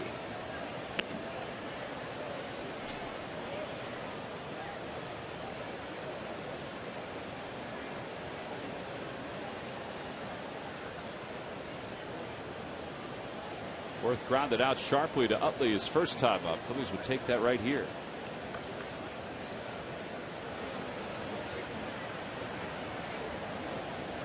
One-two pitch. Bernardina goes. Pitch is grounded softly to shortstop. Rollins backhands, fires, 2 outs. Oh, that's a great pitch. Usually you'll throw that ball inside, then you want to go away. Kyle Kendrick doubling up inside twice there. That's just a good pitch. Good movement on the pitch. He ties Jason Worth up. Jimmy did a good job on that too, Sarge, to make that play the way he did. Obviously it wasn't hit that hard, and he knew he had it backhanded. But there was no question once he got to it that he was going to be able to throw Worth out. No, he makes that play as good as anyone in the league. Espinosa struck out his first time up.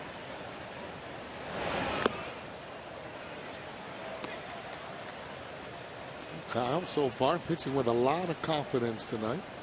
That's what you like for him to do, is to be aggressive.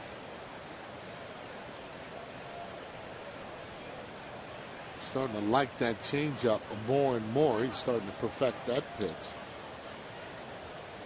Well, you talked to Rich Doobie about their bullpen sessions. He basically says they've been more of the same, just reinforcing the game plan, reinforcing what the strengths of Kyle Kendrick are. There's a strength right there. That's a two-seamer on the inside part of the plate that came back late, and the hitter gave up on it. Yeah, in a good spot. In that spot, even if he hits it from the inside, it's going to tie him up. Out over the plate, maybe a little different story. Well, there's the difference right there. More change-ups, less cutters the last couple starts. 0-2 pitch. Change up. He rolls over on it.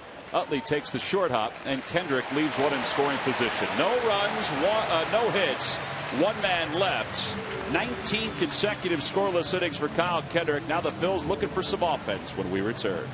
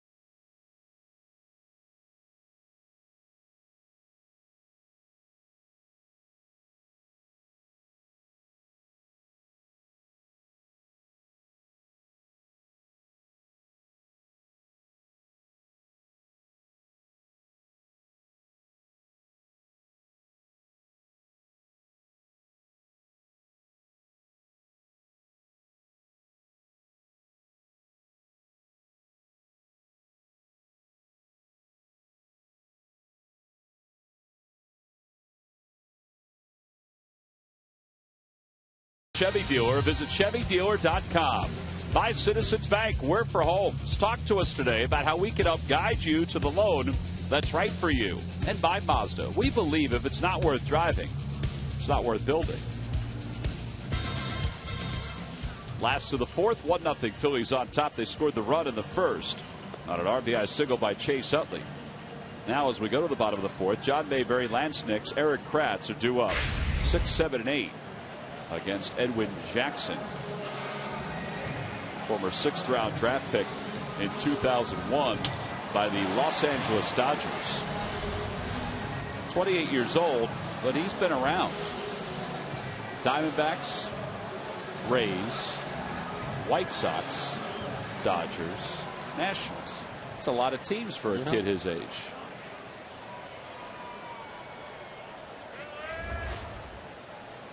Mayberry popped to short his first time up.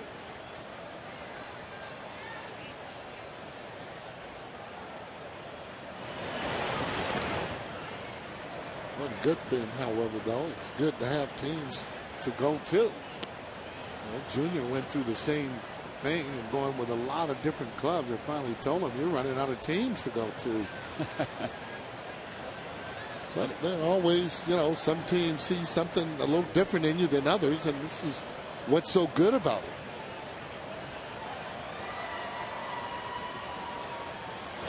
Last team I failed to mention, the team he was with last year, the Cardinals. Right. No, he has a good arm. I mean, he does, and I think even his record coming in, he pitches a lot better than what that record would indicate, but you can't hide from the ERA. 2-0 pitch to Mayberry, and it's 2-1. Almost for it, 3.69. I think that you're right, Sarge. I think every team that's picked him up has seen something in Edwin Jackson that they think, all right, our pitching coach can get that to be even better. Exactly right. Sometimes it happens, and sometimes it doesn't. He was good for the Cardinals though last year. Sure, the Athletics are thinking, why did we get rid of Gio Gonzalez the way that he's pitching? I'm looking at a pitcher that possibly could win the Cy Young Award for you. Those aren't the kind of guys that you want to give up.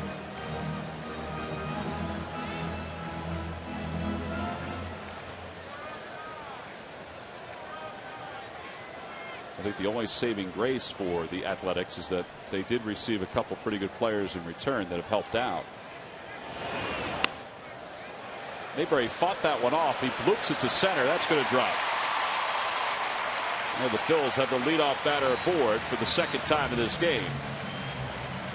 And it'll bring Lance Nix to the plate. Let's check in with Greg Murphy. Murph? All right, T-Mac, time for the Major League Notebook, brought to you by Gwinnett Mercy College. And it is just one note in the notebook tonight, but it's a big one, a potential deal between two teams, the Dodgers and the Red Sox. And wait till you hear some of the names that might be a part of this. The Red Sox would be sending guys like Adrian Gonzalez, Josh Beckett, Carl Crawford, and Nick Punto to the Dodgers in exchange for a couple of prospects, really. Ruby De La Rosa and James Loney would return to Boston in this deal, and a couple of other prospects from the Red Sox organization. It all started because Adrian Gonzalez was claimed and Josh Beckett were both claimed on waivers by the Dodgers earlier today. So now the two teams trying to work out a deal. But they are some major names. We know Carl Crawford is injured right now, but some major names involved in that trade that would really shake things up going for the rest of this season for the LA Dodgers and, of course, for next season as well. Think about Gonzalez and Crawford combined are owed $129 million after this year. 129, or excuse me,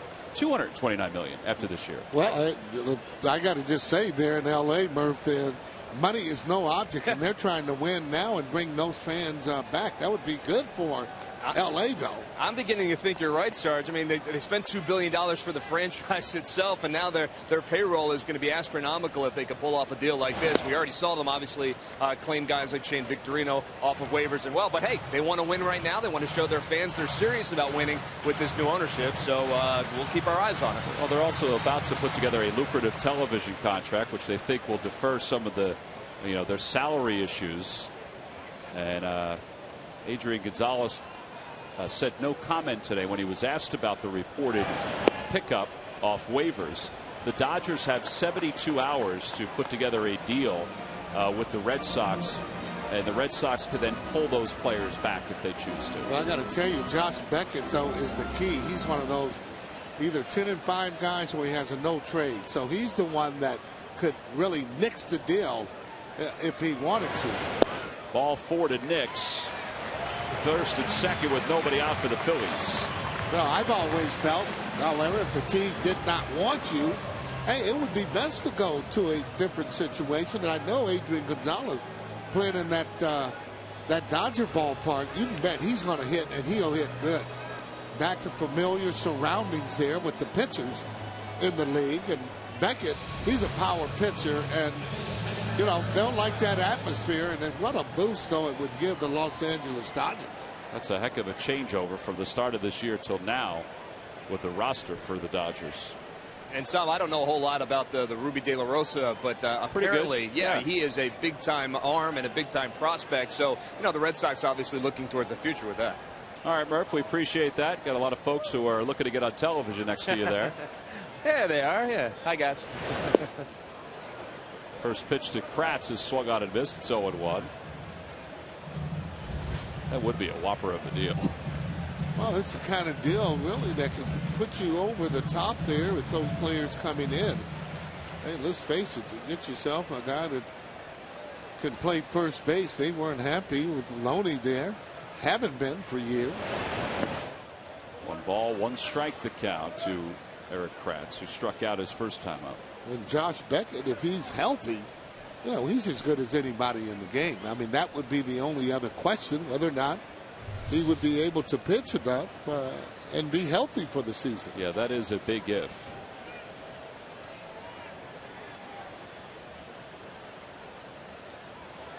Also would lead you to believe that Shane Victorino won't re-sign with L.A. because if Crawford goes, he'll probably be the left fielder next year.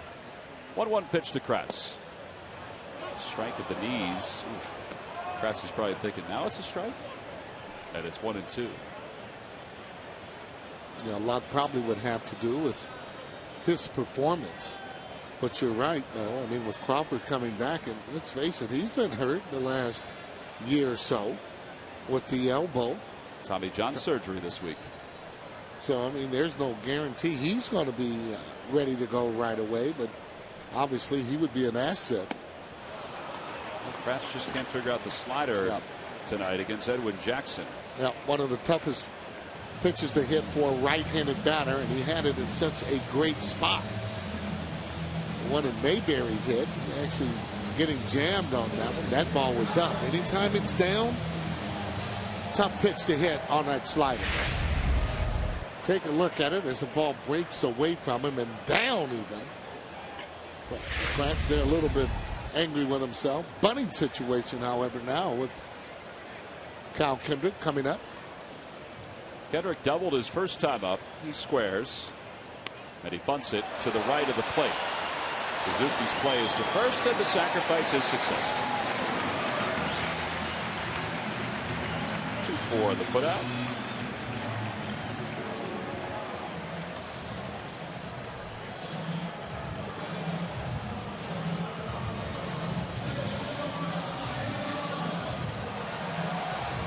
Well, here they go again. Sarge faced with 2 runners in scoring position. Well, and again, too, though, let's face it, that's just more pressure to hoping that they come up with one of these 2-out base hits, which we consider that clutch because of the 2 outs. But well, again, you never know it. You start winning games against the team that are in the top. You never know how things are going to go. Rollins takes low. Edwin Jackson has 1 wild pitch so far this year. Well, he knows one thing already, and that's why he started him off with that slider that J-Ro has been all over his fastball. But that fastball has been kind of down in the zone, and he's been up to the task on it.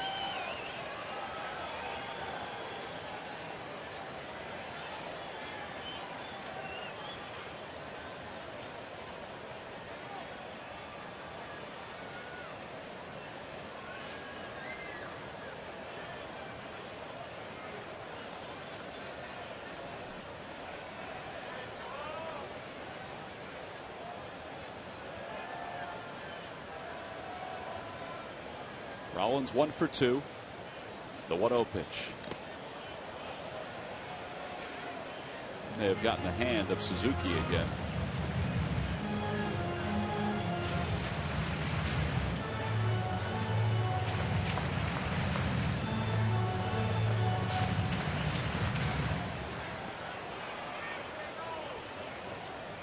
Mayberry's over at third.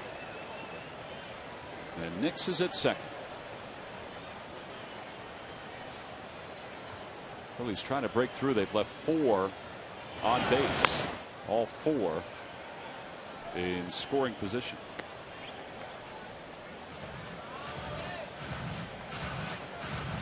Pretty good pitch. Breaking ball. Just want to get it up just a little bit. That's rather him swinging the balls that are a little bit lower is the one that are up in the zone. The ones that are up, he has a tendency to pop those balls up. Opposite way, base hit it to left field. Mayberry will score. Here comes Nix rumbling home. The throw by Bernardina. He is saved. Wow.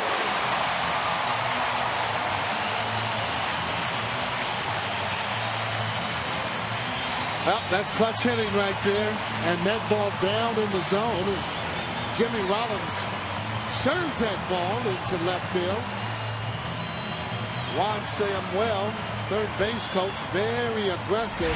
But let me tell you, that's all in the slide right now. Take a look at it as Mayberry scores easily. Now here comes Lance Nix. Take a look at the slide as he avoids that tag there to get the hand in it. That's what it's all about. Pretty close. Take a woo! Wow. Hard to tell really by close. the. Oh, it was coming in again. He hesitated behind the plate whether or not he's going to call him safer out. He's in there. 2-out single. That's clutch.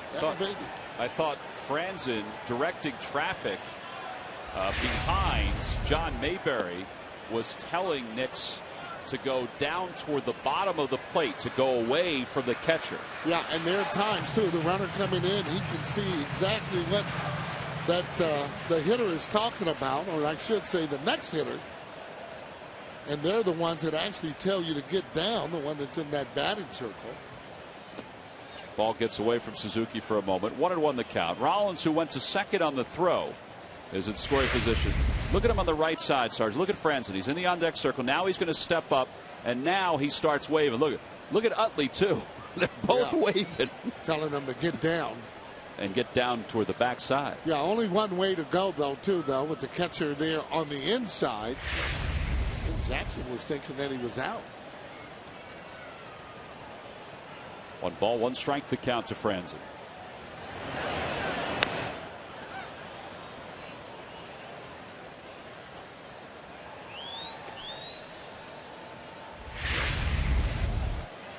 Not on the plate yet. Is he touching him? It's tough to tell.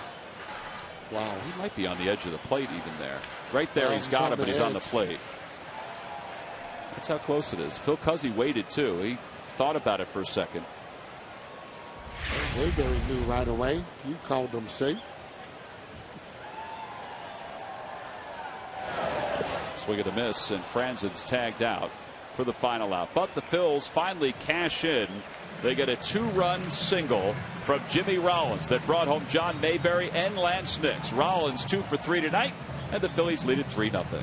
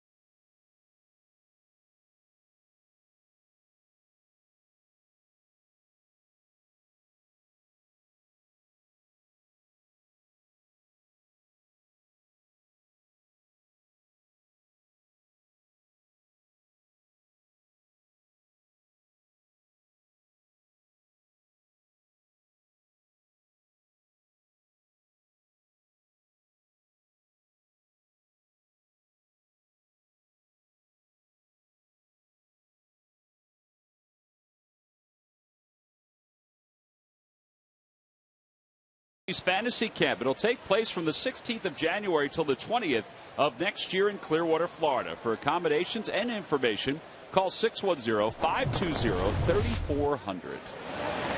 Kurt Suzuki leads it off, takes strike one. It's 0-1 here in the fifth. Phillies up 3-0. Suzuki grounded a shortstop his first time up. Those are his overall numbers. He's hitting 189. Or I should say 188 since being acquired by the Nationals. Been a lot of talk about players who have switched from the American League to the National League or the National League to the American League. There are some pitchers that haven't fared well, like Ryan Dempster and Anibal Sanchez, who have gone from the American or National League over to the American League. Quite frankly, there have been hitters who haven't fared well either. Yeah, I, for one, think that it's a little bit tougher to hit in the American League, and I know it's difficult to pitch. And I think for me, Ryan Dempster, if he could have going to the Los Angeles Dodgers or the Atlanta Braves, would have been a little bit better for him, only because he knows the hitters in the National League, and he's a little bit more accustomed. And pitching to the 7th, 8th, and 9th hitter in the National League, a lot different than the American League. Here's Edwin Jackson, and he takes a strike. It's 0-1. And the biggest difference, you don't have to face that pitcher when you're in that American League, and that's why I think it's a lot tougher. Now, hitting-wise, guys like Suzuki going from the American League to the National League, he wasn't a great hitter anyway, but even just the change going from one team to another, I think it kind of affects guys. Well, I think it's also better pitching in that American League. That's why some guys, even like Albert Pujols, had some problems getting adjusted. Some guy just made a heck of a play off one of the speakers in the Hall of Fame club. That guy right there in the Phillies cap. The ball went off the speaker that's just in front of him, and he basically played it off the hop. 1-2 is shot over to the right side. Utley to his right.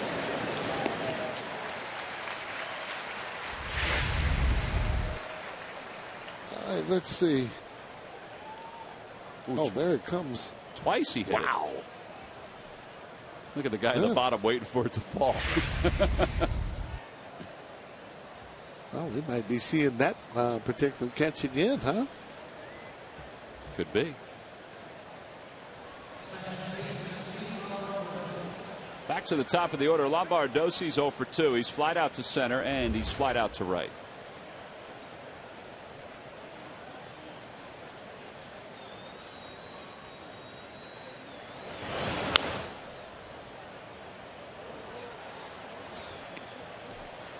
Well, that was a good grab too.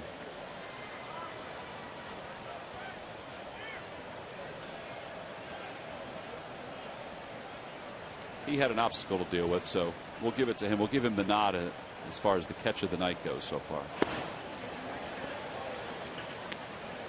Oh, and also, yeah, difficulty is that ball bouncing around, one-handing it. Gotta have good hands to do that, Tom.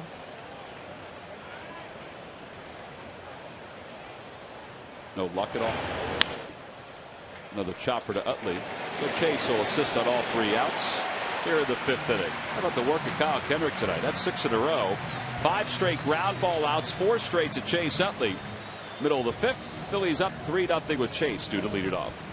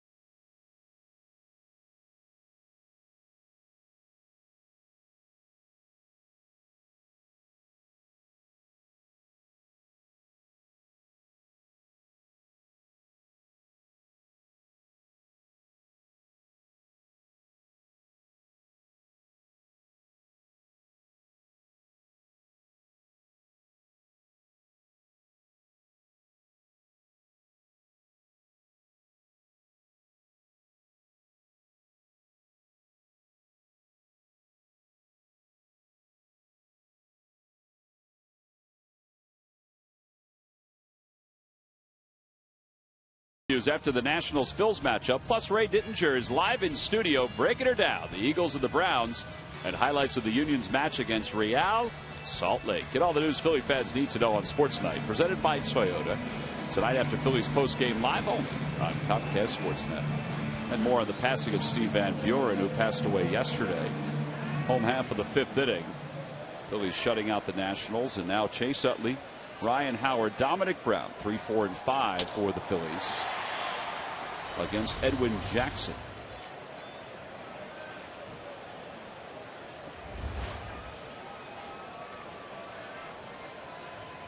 Utley's 1 for 2.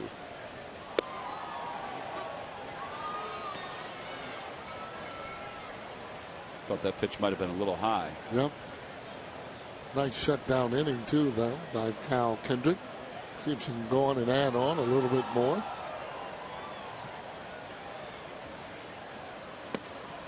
1-1 the count.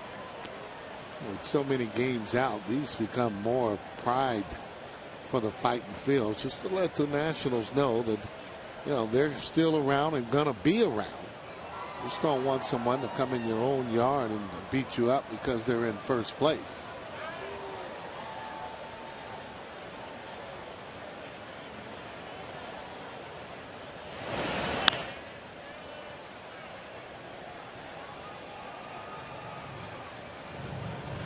Just the adjustment there by Utley, swinging at a high pitch. He got one called on him, so now you have to go on and offer up.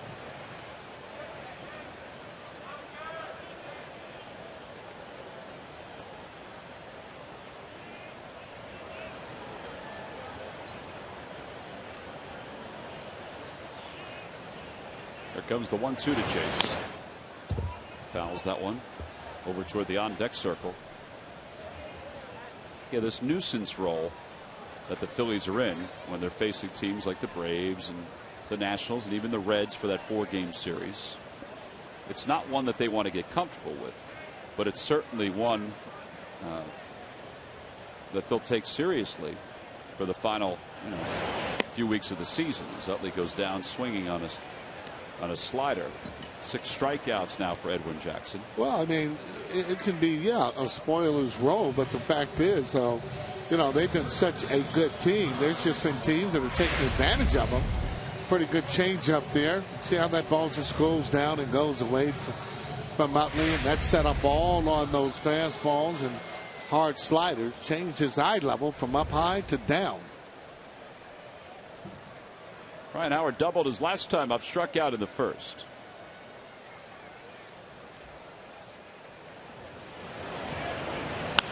It's that one on one hop to LaRoche.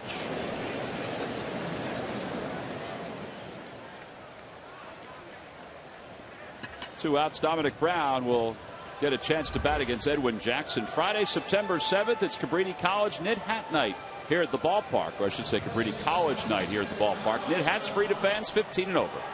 And on Saturday, it's a 7:05 start. Sunday, 1:35. It's a great giveaway. You can check out all the remaining promotional schedules, promotional giveaways here at the ballpark by going to Phillies.com. Dominic Brown is 0 for 2. It's already the 92nd pitch for Edwin Jackson, and we're only in the 5th.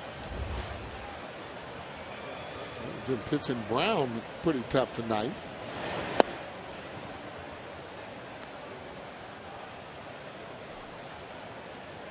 Well, he's doing a good job, though, with his at-bats here in the major leagues. Not panicking up at the plate. For the most part, he's had good ABs. Well, and that's the pitch there that you're going to want him to be a little bit quicker on. Well, you can see there's that little guard that catcher wear. That's a double flap, trying to cover up all of that foot area. But that pitch there, just a little bit slow on it. And it appeared, too, that he was almost trying to hit that inside pitch the other way. That's that pitch, you know, we talk about it. You want to clear your hips there and get that bad head out to be able to drive the ball. 1-2 pitch to Brown. And he goes after a slider. He struck out. Suzuki applies the tag, and it's the first 1-2-3 inning of the night for Edwin Jackson, who has 7 strikeouts through 5. Phillies hang it out to a 3-run lead as we move to the 6th.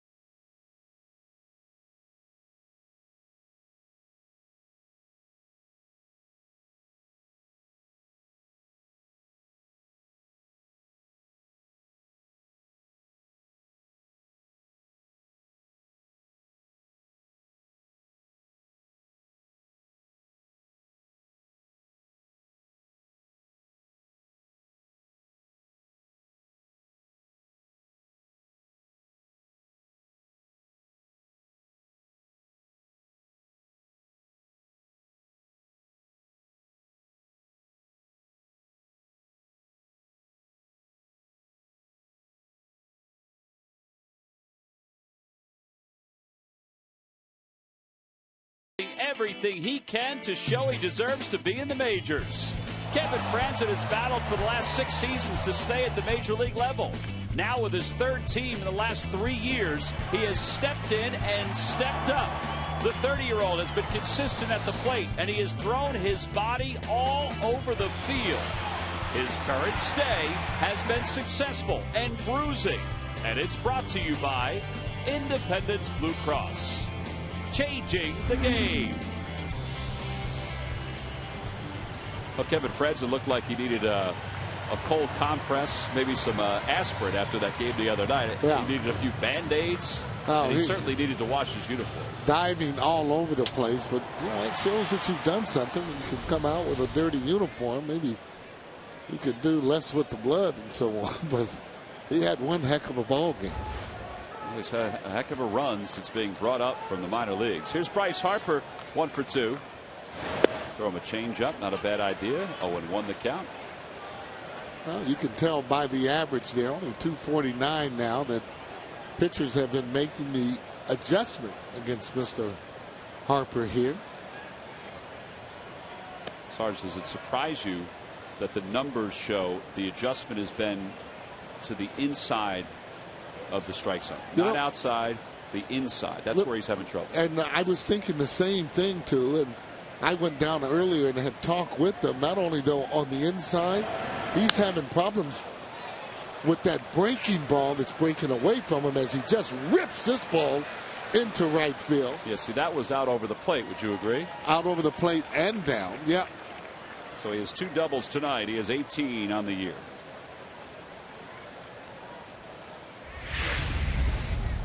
Well, there it is. You talked about it being down in a way. He sees that ball a lot better. And I got to tell you, it generates a lot of bat speed.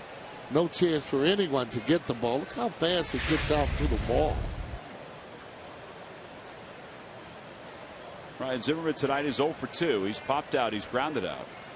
Grounded out to shortstop softly his last time up. Kendrick leads at 3-0. That was only the 3rd hit he's allowed.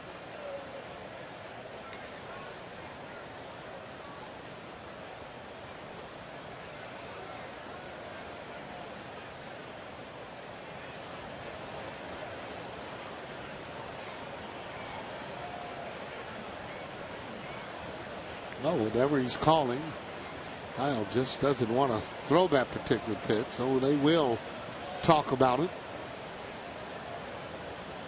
Maybe they didn't have the signs right with the runner at second, too. Well, they changed their signs. You're absolutely right. Once there's a runner on second base, they have a different set of signs that they use as opposed to the runner on first base or nobody on.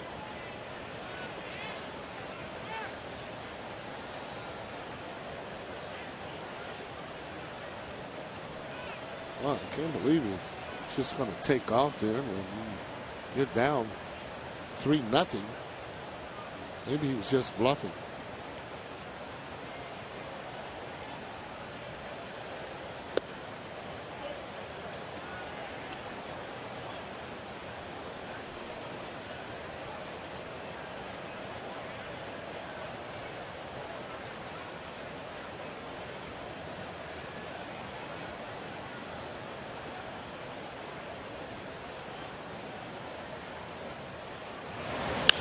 Down the right field line, and that'll slice out of play. 1 ball, 1 strike the count to Ryan Zimmerman. Zimmerman, we mentioned, is second in the National League in hitting since the All-Star break at 361. The top guy is Buster Posey, who's just been tearing it up, hitting over 400. Both those guys have solid bases, even though Zimmerman at times he points that bat when he gets ready to hit. He's a lot more conventional as opposed to pointing it and trying to go the other way. No, he almost doesn't have to do that because he has an inside out swing, and when you have that, a lot of times you'll hit that ball on the right side of second base. If you get out in front of it, you're going to go on and pull that ball. 1 ball, 2 strikes the count.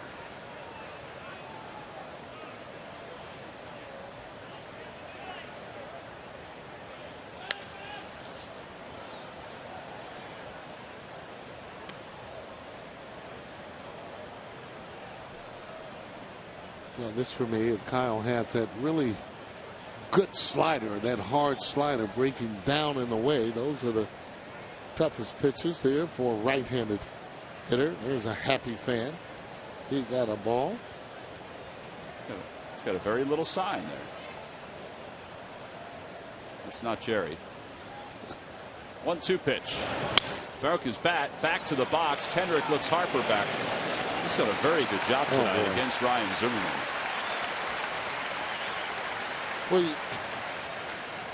Well, it's time now for the Olympic Coors Light Freeze Camp. We begin, Sarge, with a look back at England, where Carly Lloyd celebrated one of her 2 goals in the gold medal game. And tonight, some of the Olympians have found their way out to Citizens Bank Park. There's Jordan Burroughs. And there's Heather Mitz, who was part of the women's soccer team. And, of course, Carly Lloyd with her gold medal around her neck. And there were some of the Phillies who were out there catching the first pitch tonight. And, of course, the Fanatic had to get involved. And the Fanatic looks more like a gong than a gold medal. Oh, boy. Coors Light Freeze Camp brought to you by Frost Brewed Coors Light.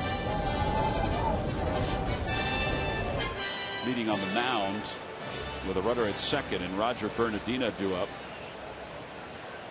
Well, what a great pitch, though. I mean, looking at Zimmerman going the other way. Finally got one down, a sinker, and you know that Kyle is on his game when he has ground balls. He's got a bunch of them tonight.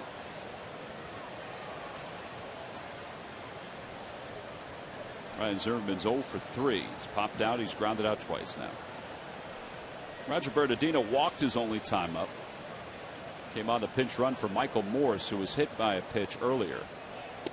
They throw a changeup that fades outside. Sarge, I don't recall more than 2 or 3 cutters or sliders from Kendrick tonight. Yeah, and really the cutter is that pitch that he's been getting hurt on because it's finding, a lot of the plate. Well, the sinker, that changeup that he's throwing there and going away has been really, that one there has been good for him.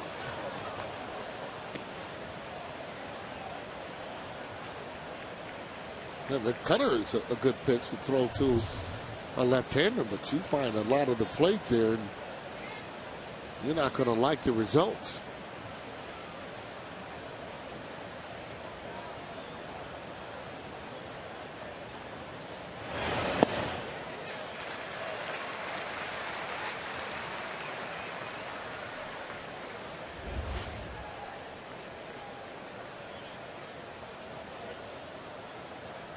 Well, he has Harper in scoring position with 1 out here in the top of the 6th.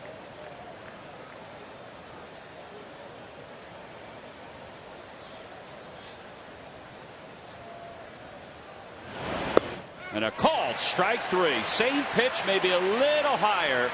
And he gets Bernardino looking for just the 2nd strikeout of the night for Kendrick. You want to talk about the right pitch at the right time. Well, he's been mixing them up really well. Boy, take a look at it as it comes back. Kratz just calling one heck of a game there. They've had a few problems where they've talked with each other, but for the most part, he's given a good target. Seems and appears that the pitchers don't mind throwing to him.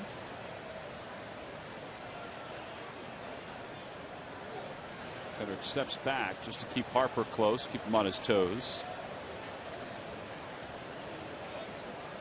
That part that you just said about being comfortable throwing to Kratz, that was probably the biggest hurdle he had in coming up here to the major leagues. Because they were certainly comfortable with Chooch, and some were very comfortable with Brian Schneider. A changeup just a bit outside.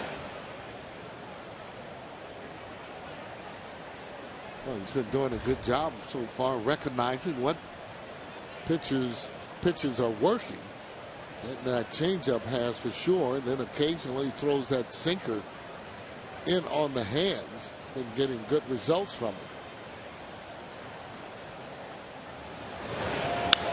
Fly ball center field. It'll slice a little bit toward left center field. Mayberry will call off Lance Nix. Kyle Kendrick allows a leadoff double but dances right around it. He leaves Harper in scoring position. Kendrick now at 21 straight scoreless innings. We go to the home sixth here in Philly.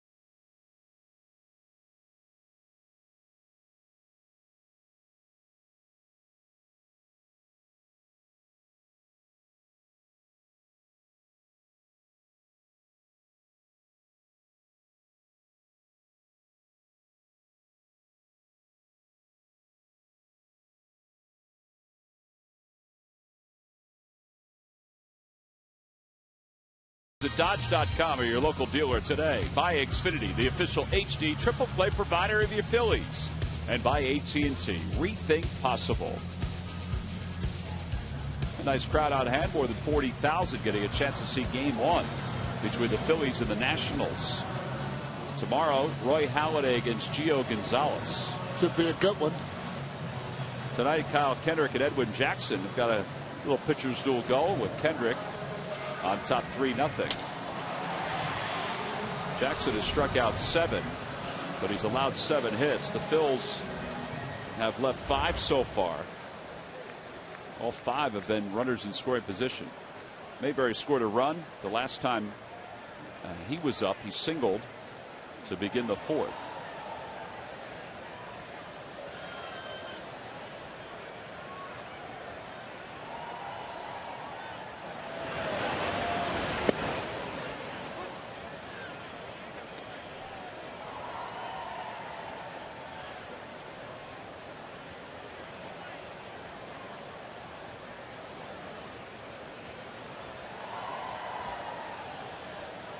Won the count to Mayberry.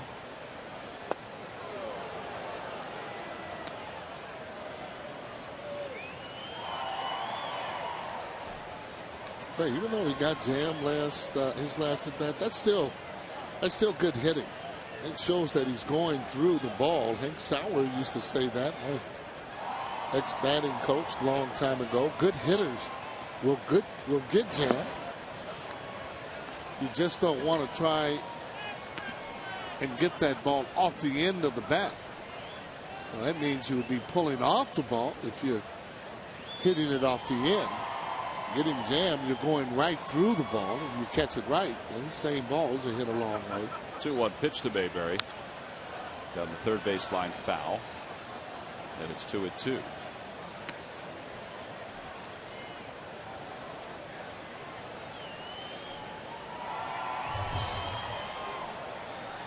Throw his 100th pitch of the night, Sarge. Well, I think he's going to be in there much longer.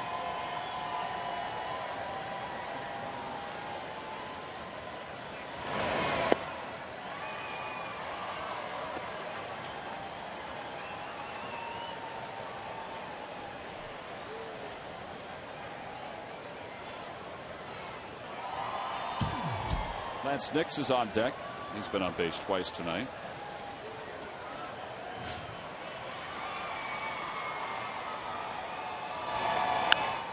Fights it off, foul.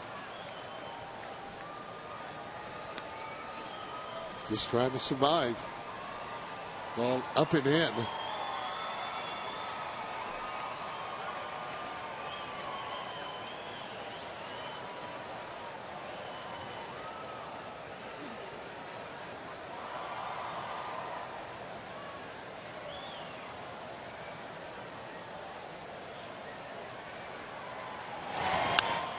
in the air to left field. Bernardino going back. He's going to have room, and he makes the catch. Just missed that one. One out. Lance Nix is due up. Let's check in with Murph. Murph? All right, T-Mac. Well, as the minor league season begins to wind down, some nice honors coming by way of Reading, Pennsylvania, the minor league system for the Philadelphia Phillies. 3 Reading Phillies named to the Eastern League All-Star team. The first one, a no-brainer, Darren Ruff. What a season he's having, the first baseman for them. 34 home runs. He hit another one tonight. He now has 34. He's just 3 shy of Ryan Howard's Eastern League record at 37. He's headed. How about Tommy Joseph, the catcher they got, the 21-year-old catcher they got in the Hunter Pence deal, is also headed to the All-Star game. And Cesar Hernandez is batted .304 with 26 doubles and 11 triples before being promoted to AAA, is also headed to the Eastern League All-Star team. So congratulations to those guys, and some big numbers being put up down on the farm system. Tommy Joseph is the young man the Phillies got from the Giants in the Hunter Pence deal. Everybody likes him. And Darren Ruff, well, I would have to think that, well, I don't know. I would have to think he's got a chance to break Ryan Howard's home run record. He needs 3 more. How about this, though, Murph? He's sitting on that Triple Crown there. He's got a good chance to win the Triple Crown. RBI title, home run title, and average. I think right now he's sitting 4th. Yeah, average. He has 16 home runs, Sarge, in his last 22 games down there at AA. He also has 30 doubles, and well, more than 30 doubles and more than 30 home runs on the season. That's the first time ever anyone's ever done that in Reading. So you're talking about having a very special season, and certainly, I got to believe, opening some eyes here in Philadelphia. I would think so. See if he could play a little left field, Sarge. Well, Larry Anderson had said, if you can't bring him up, can you just bring some of the bats? That's a good line.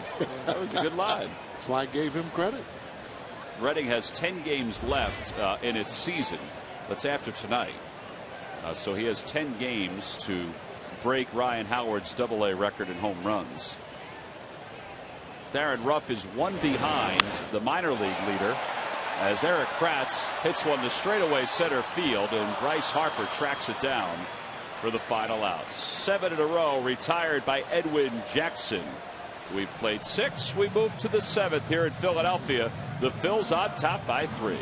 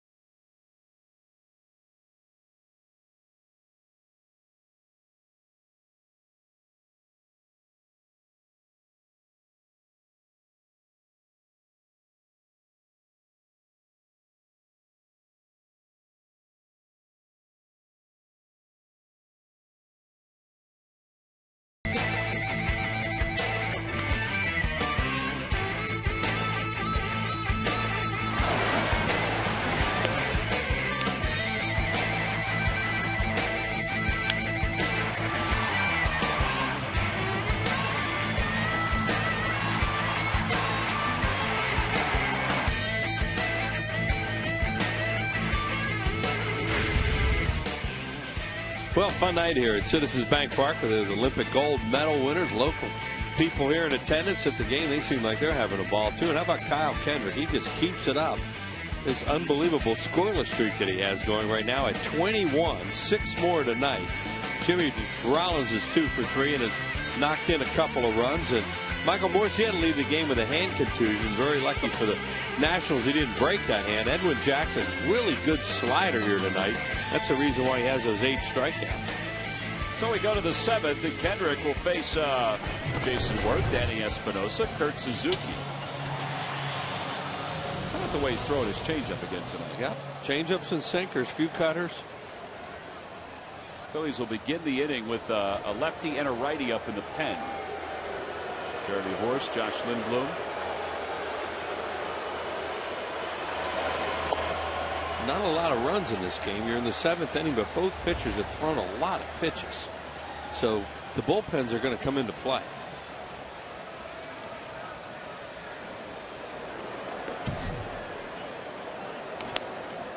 Oh, 0-2 the count to Worth. Grounded out to second, grounded out to short. Yeah, Kyle's doing a really good job of keeping the ball in the middle of the plate tonight, too.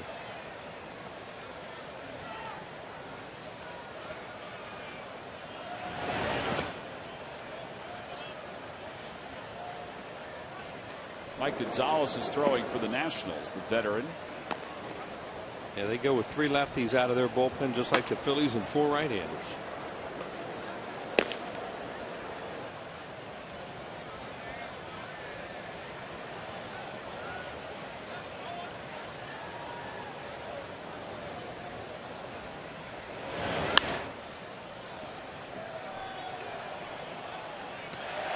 It's a nice play.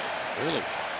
Nice play on the deflection. Well, Marcy sized it up. She saw that it was hitting the in front of the tarp, and once it got in the air, she figured why not. Played the hop really well. Charged it. Got it before it hit the ground. Nice play. 1-2 pitch to Worth. And he fouls it off to the right. Always want to charge the ball and don't get caught on a short hop. That was a good one.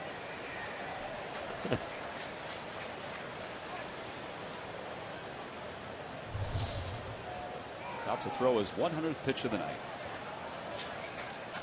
Yeah, that's why they have the bullpen full lather out there. They're just hoping he can get through this inning, but they're going to be ready if he can.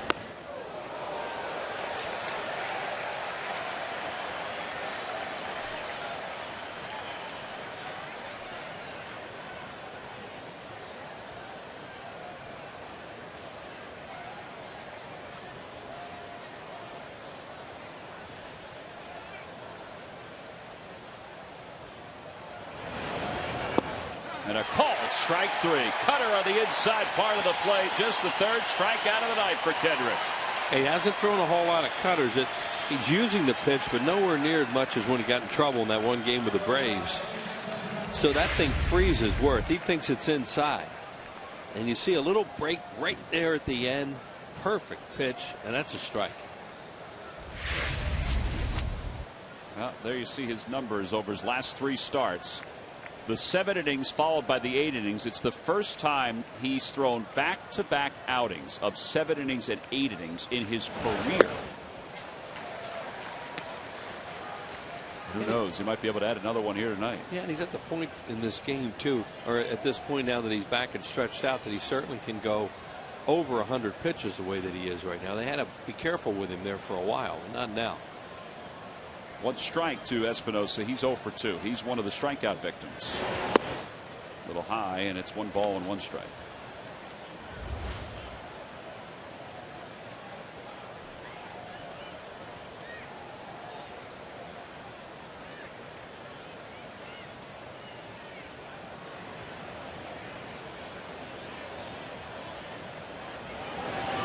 He bunts, and it's over the screen.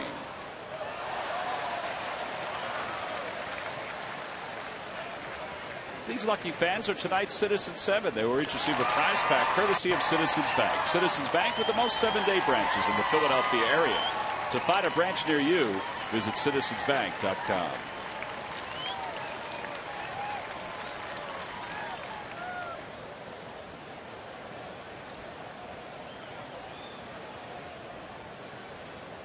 One ball, 2 strikes, the count to Espinosa. Kendrick looking in a long time for his signs, trying to pick out the right pitch, and now time is called.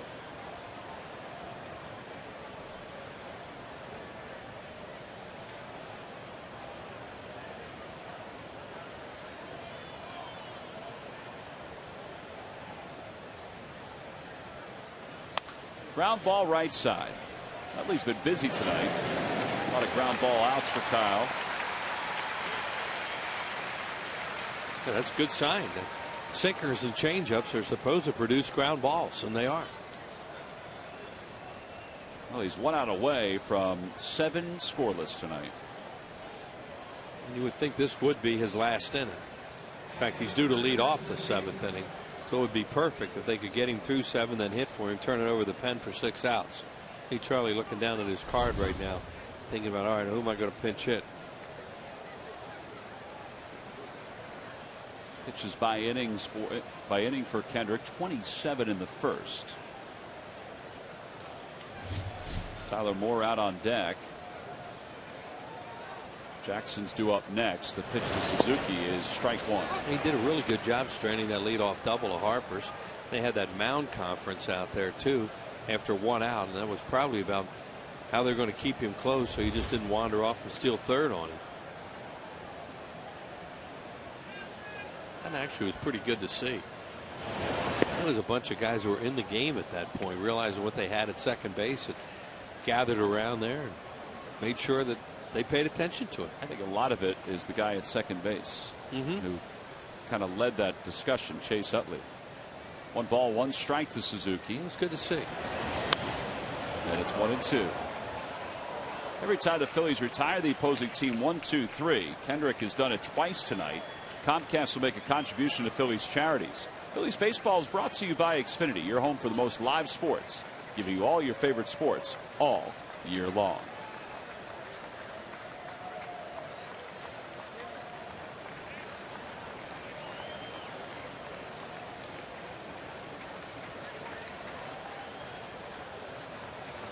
With 2 outs, the 1-2 pitch. Fouls it away.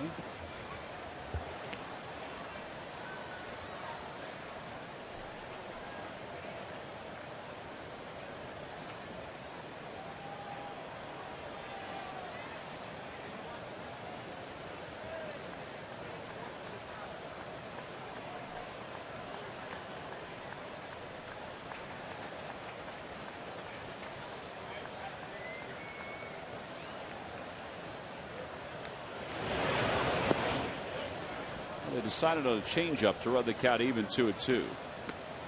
On the Toyota Major League scoreboard, a quick update. What's going on down in Tampa? They're tied at 3 in the top of the 8th inning. The Rays 2.5 games out in the American League East. The Yankees are leading their ball game against the Indians. Those guys are waiting for a baseball. 2-2 pitch, and he fouls it off his foot.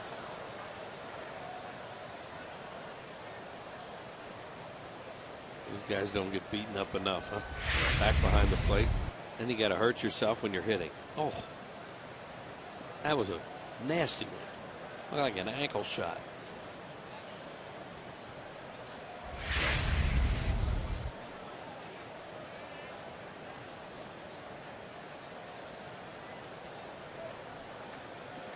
Well, they've tried the changeup. They came back with a sinker. And now they're going to talk about what they're going to do with the rest of this 2-2.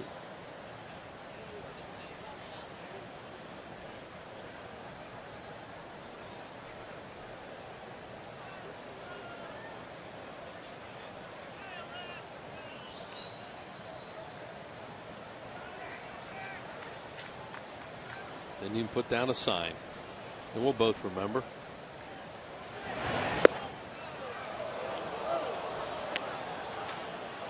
Looked in a little bit at Phil Cuzzy tonight on a few close pitches. Yeah, that one was inside. He ran a sinker in on him. It's Tyler Moore who's on deck. The pitcher's spot is due up next.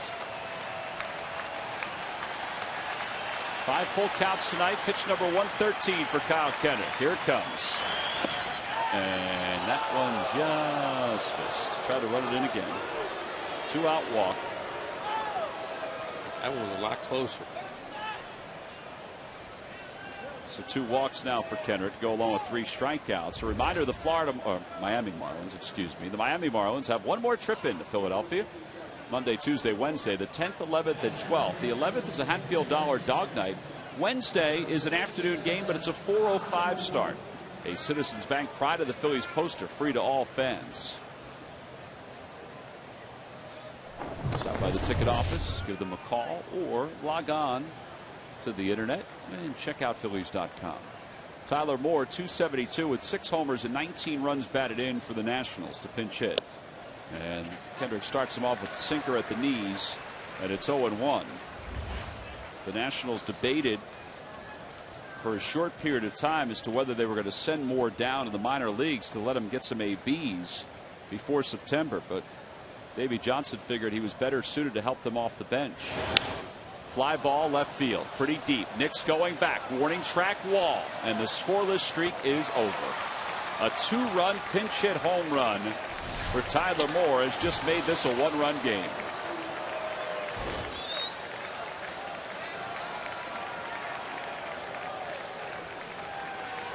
So Kendrick's scoreless streak ends at 21 innings. Yeah, that's why they kept the guy around. You're just talking about it. And now they're going to have to make a pitching change probably. He almost had the strikeout on Suzuki. Then that pitch is up in the middle of the plate. He hasn't thrown many of them tonight. Moore gets it way up in the air, and it just goes into the first row. So a 3-2 ball game. Kyle Kendrick's evening may be complete. Charlie Manuel's going out. He's at 115 pitches. He'll take the baseball from him. He did a heck of a job tonight. He'll get a nice round of applause as he leaves the mound.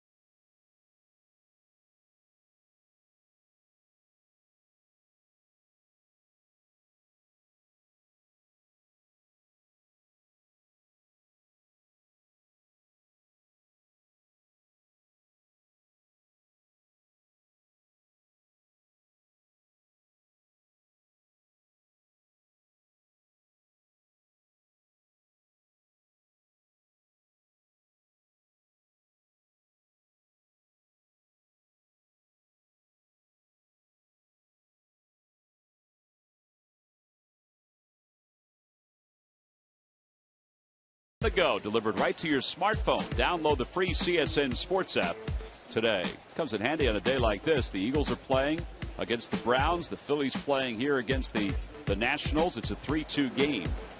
Jeremy Horst takes over for Kyle Kendrick with 2 outs here in the 7th. It's one of those situations we talked about earlier. If you're in a close game, there's Kyle. What do you want to do with a switch hitter? Which way do you want him to hit against you? Well, in this case, they want to turn this guy around right-handed. To left field. Nick's on the run. He's got a long way to go. He's there, and he puts it away. He started to break back and then had to come over toward the line. So Horst gets the final out, and he'll be greeted at the dugout stairs by Kyle Kendrick, whose evening is complete. The top of the 7th comes to a close. Time to stretch here in Philadelphia.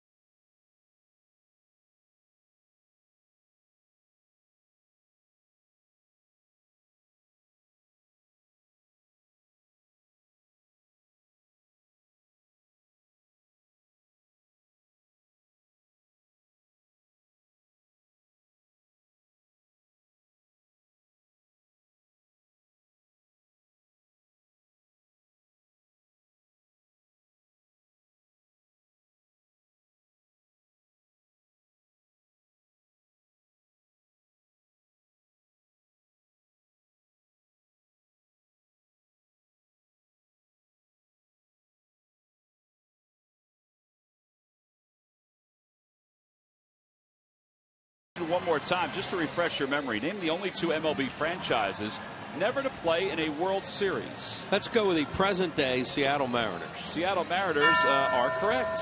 And let's go with these guys on the field tonight. Montreal, Washington Nationals. You are correct, Wheels. Way to use that noodle. That one, I just went over all the teams. Took you some time, though, didn't it? Well, I had 4 or 5 innings. Well, I'm saying we put you to work. Thank you. Log back on to Phillies.com to find out if you're the winner of Phillies prize pack. Thanks for playing Dodge Stump the Fans. Ryan Matthews will take over for the Nationals as we go to the bottom of the 7th inning. Jeremy Horst goes a third for the Phillies because Juan Pierre is going to pinch hit for him as we start the bottom of the 7th.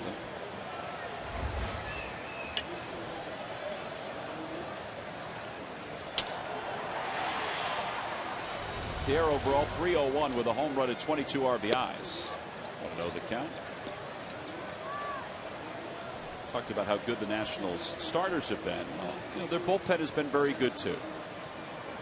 And as we've talked about this entire year, and we've seen with the Phillies over the last 5 years, pitching does win championships. And this bullpen under Davey Johnson and Steve McCatty have a 3.23 ERA.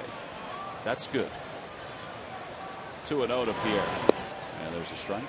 Yeah, they're at a point in the game now. They just got back into it, down by a run, and they think their bullpen can hold, and their offense will come back and win games. And that's what you don't get 30 games over 500 without a lot of contributions.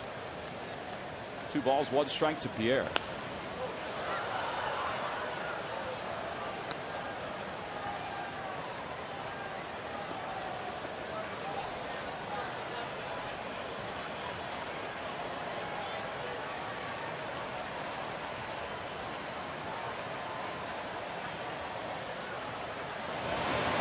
Pierre hits it to shortstop.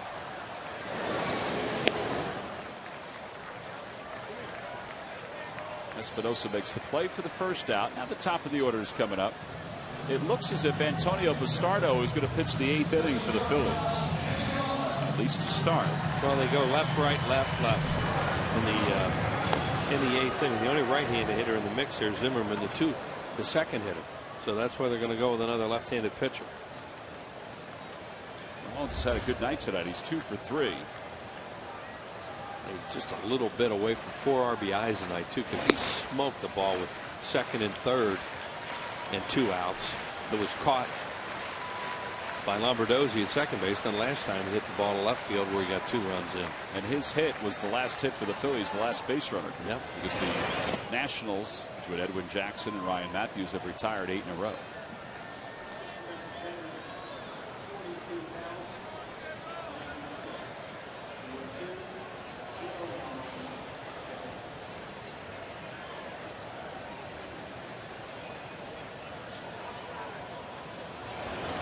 Rollins grounds it to the right side.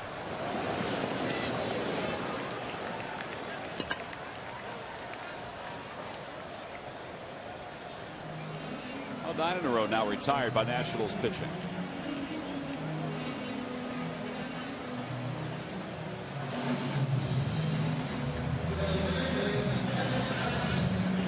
Last night the Phillies bullpen produced 15 outs without allowing a run.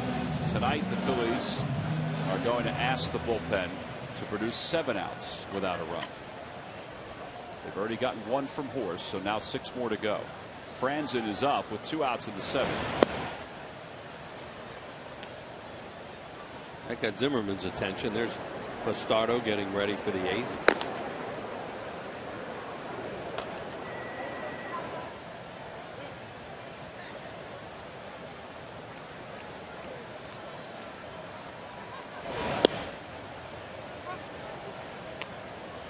Franzen walked his first time, grounded a short, struck out in the 4th.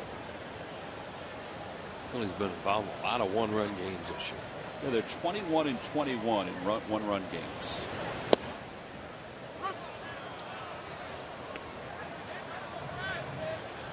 I think Charlie was pretty clear last night that after last night's that one was exhausting to him and the coaching staff. He was drained after that game. Even tonight, talking to him, he still was feeling the effects of that game.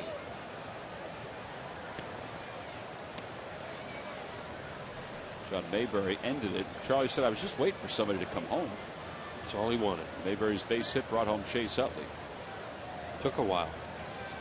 The count is 2-2 to Franzen. Gets it over toward the left side, spinning out toward Espinosa. He double clutched, but still had time, and the Phillies are retired in order for the third consecutive inning. 10 straight retired by the Nationals. They will go to the 8th.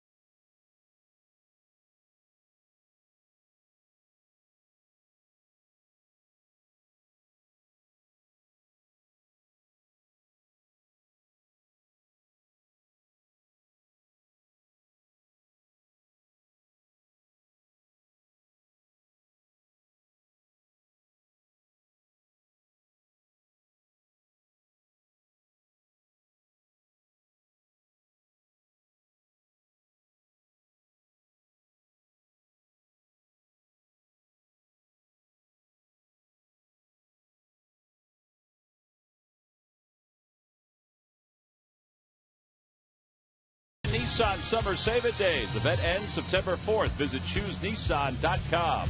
By Budweiser. Great times are waiting. Grab some buds. By McDonald's. Now at McDonald's, any size soft drink or sweet tea is just $1. And by Toyota. Every new Toyota purchase comes with Toyota Care. We go to the 8th inning. Now the 8th inning, as folks know, has been an issue for the Phils bullpen. Well, tonight, in a one-run game, they're going to hand those issues over to Antonio Bastardo, who's 2-4 on the year, with an earned run average of 5.45. 74 earned runs and 22 home runs allowed in the 8th inning by the Phils. Talked about left-handers coming up in this inning. You see what he's done against left-handed hitters. And there's Lindblom, the right-hander, and Valdez, the third left-hander in that bullpen. They've used one, now they've used two, and he's the one remaining. Kyle Kendrick pitched extremely well for a third consecutive start. 6 2/3. He allowed the 2-run pinch hit home run to Moore. And that was it. So Harper leads it off against Bastardo. He takes a strike. It's 0-1. Guess he was taken all the way there. Huh? He did everything but drop the bat. So somebody might remind him to stay in the whole time. Might be a little tougher for the umpire at that point.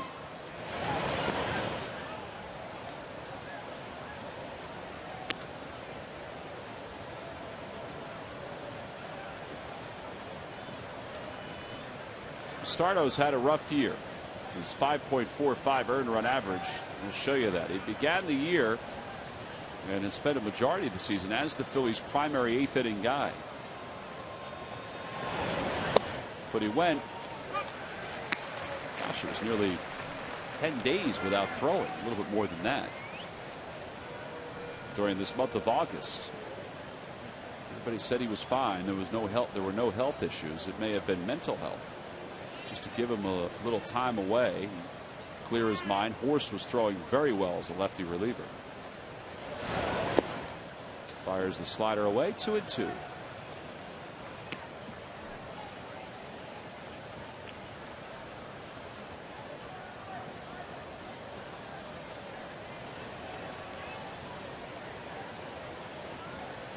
Harper double to left in the first, double to right in the 6th.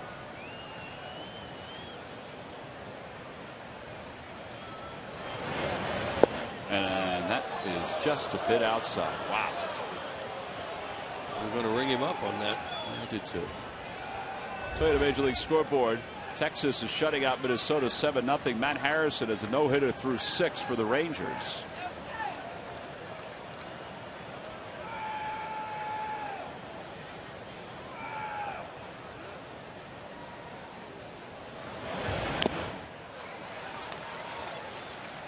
Harper stays alive by fouling that one off. We've got a piece of Eric Kratz.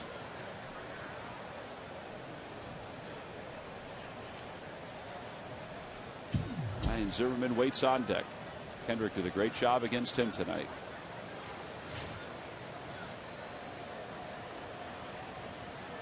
Three balls, 2 strikes, the count.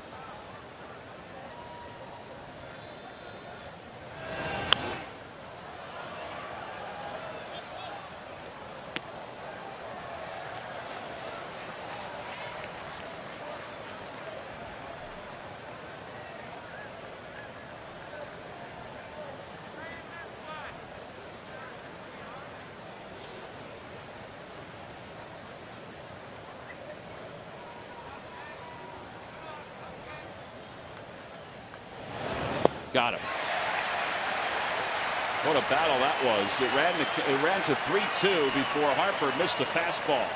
A strikeout for Bastardo. 1 away here in the 8th inning. Harper's trying to figure out how he missed that pitch. That was a fastball right down the middle, and he swings through it. There it was. And the look on his face after that was, how did I miss that? Good job by Antonio Bastardo to come back and challenge him there with that 3-2 fastball. Well, that's probably going to be the only hitter he's going to face, because it looks like they're going to go to Lindblom with 1 out here in the 8th, with Ryan Zimmerman due up, and then they'll come back with Raul Valdez. So 3 left-handers, so he's going to use them all. So Lindblom is coming into the ball game. Bastardo gets the 1 batter he faced here in the 8th inning. Phillies lead it by 1. Another pitching change here at the top of the 8th inning in Philadelphia.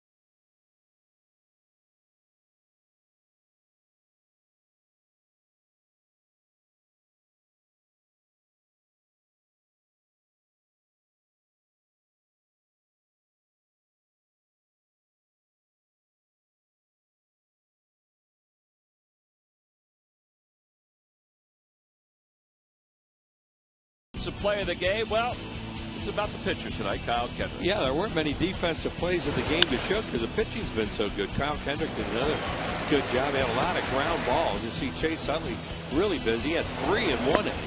And he got some strikeouts. Used his changeup very effectively. Used his sinker. 2 cutters. Another ground ball out. And he threw a pitch that was really close to Suzuki to walk him with 2 outs. And then give up the home run. There's a good sinker, a little comeback sinker right there. So Kyle did a good job tonight, and then Tyler Moore hit the 2-run homer. And we're going to call those our defensive plays of the game from Liberty Mutual. Well, your best defense is your starting pitcher. Yep. Throwing strikes one after another. Responsibility, what's your policy? Josh Lindblom on for the Phils, 2 and 3, a 3.72 earned run average. Those are his overall numbers. They include his time, of course, with the Dodgers. Here with the Phillies, it hasn't gone as well. His earned run average is 7.88. It's been plagued by the home run ball.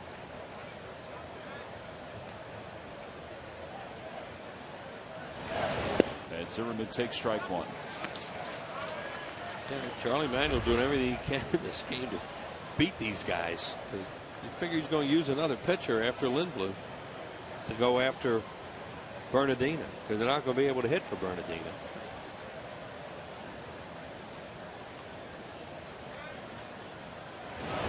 Outside, 1 ball and 1 strike to Zimmerman. They're running low on that bench right now with Morse going out with a hand injury earlier.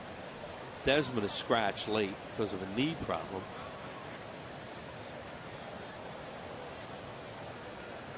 There's Mark DeRosa sitting in the middle. He's on the disabled list.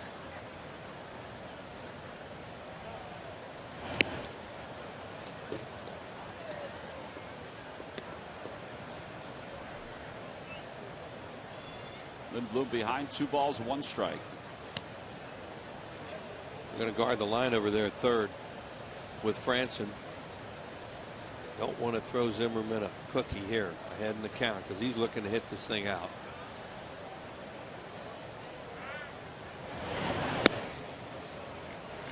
He's nibbling a little bit. Now you really have yourself in a tough situation if you have to come into this guy.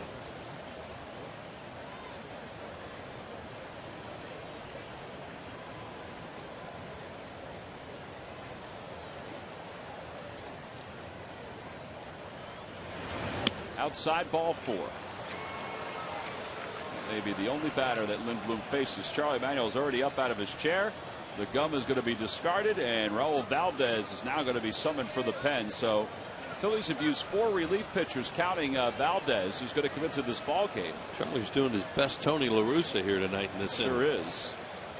So Lindblom will not be credited with an out. We'll have another pitching change as Raul Valdez will come into the ball game for the Phillies. Tough spot. It's a 1-run game, and another pitching change for Charlie Manuel and the Phils.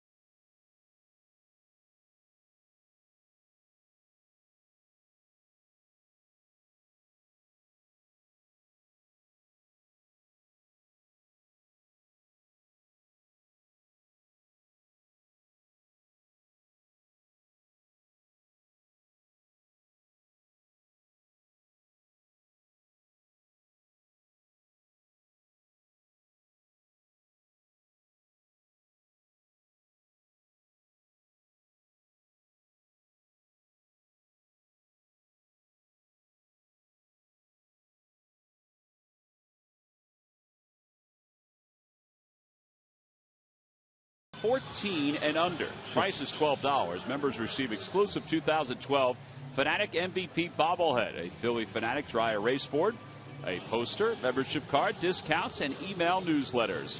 Register at phillies.com/MVP club, or if you would like, you can call 215-463-1000.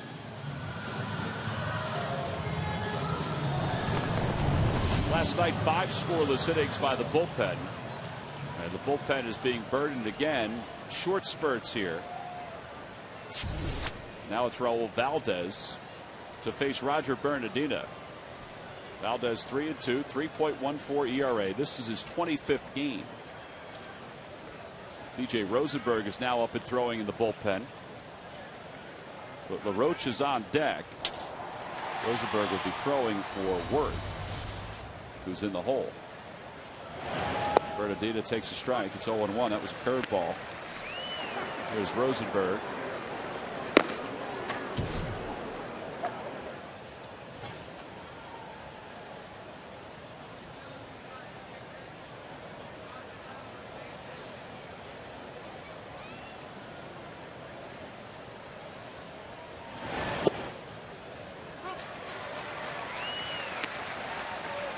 something sneaky about him. We talked about that last night. That he hides the ball. I think it has to be, and he's a little deceptive in his delivery because he doesn't throw hard, and he gets swings and misses. Right now, he just needs 2 outs. Get this game to Papelbon in the 9th inning.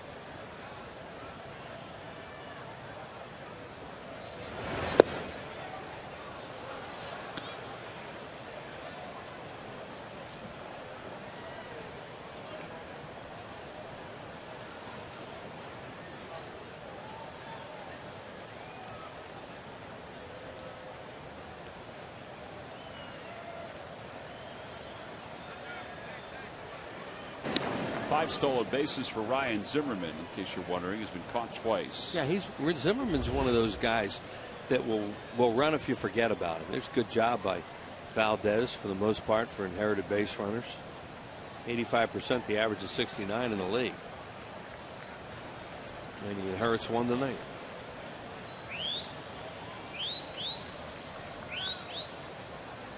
So that's why they probably just gave a throw over there to him for Zimmerman, just to let Zimmerman know, okay, we know you're here.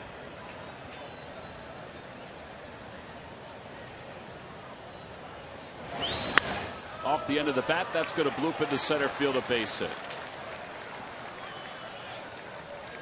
So now 2 base runners for the Nationals with 1 out here in the 8th inning. It gets a little more difficult for Raul Valdez. And Washington also giving you a little look of why they're having the kind of year they're having. You know, they get the 2-out walk for the 8-hole hitter. They get a pinch hit home run in the 9-hole. And now here in this inning, doing everything they can, entering the bullpen against them, and they're coming after you. And they obviously have done a lot of that this year to be where they are. And that's what winning teams do, because we saw it around here for a long time. LaRoche has been good against lefties since the end of July. Decent the whole year, but really good since the end of July. 0 for 3 tonight. He's grounded out. He's flied out to center twice. Now, he doesn't run very well, and he does hit ground balls, and that's what they're hoping they get right now for a double play. That was a heck of an at bat by Bernardino. It wasn't a bad pitch by Valdez. Nope. You give him credit. 2 strikes on him, and he just tried to put the ball in play. He did, and he got a hit out of it. Time is called by LaRoche. On the Toyota Major League scoreboard, Baltimore leads Toronto's 6-4. Chris Davis has 3 home runs in the game. Struck out in his 4th at bat. Now the 0-1 pitch. Swing and a miss. 0-2.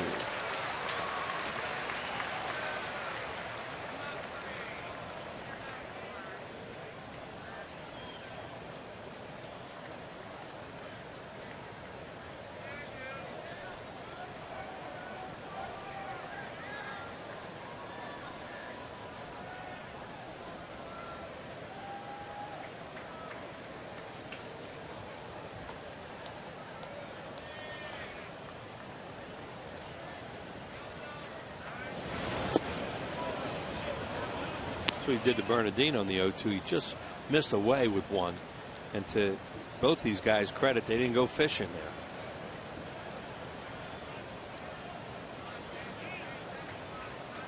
Bernardino leads off first. Zimmerman off second. And they're not going to hold him on. They're going to put Ryan Howard on the line at first. Swing and a miss. He got it with a breaking pitch. That was a slider. Second strikeout of the inning for the Phils bullpen. 2 outs, and let's see what Charlie does with Jason Worth coming up. He's going to go bring B.J. Rosenberg into this ball game. Worth looking over there right now at his old friend to see what he's going to know. He's going to double switch. Almost have to sooner or later, because if you get into trouble, somebody's going to have to go a little bit longer because you're using so many guys up.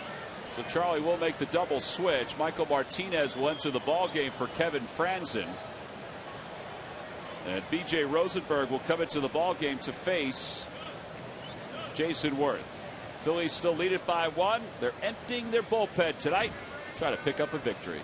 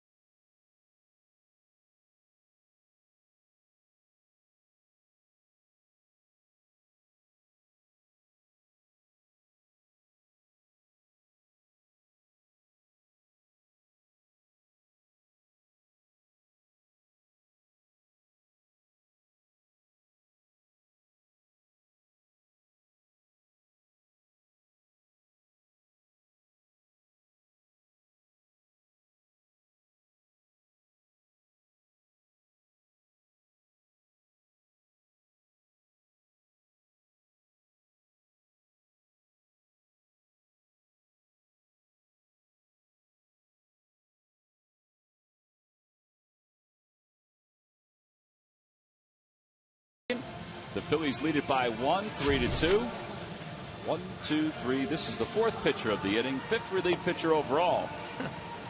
Asked Charlie today about the bullpen. If he was okay with everybody working yesterday. He said, well, yeah, they only worked one inning, each of them. So everybody should be okay for tonight. That was the thought. Almont probably threw the most pitches out of any of them.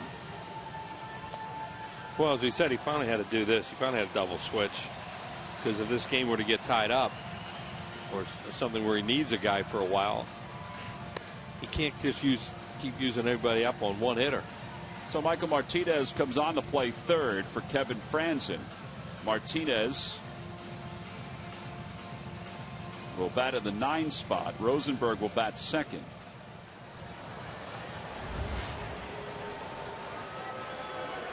And Jason Worth comes up. He's 0 for 3.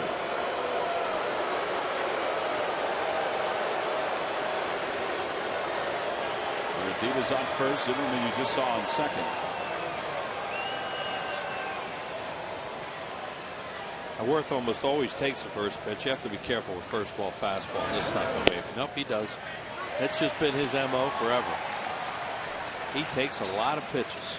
He's never been afraid to hit with 2 strikes.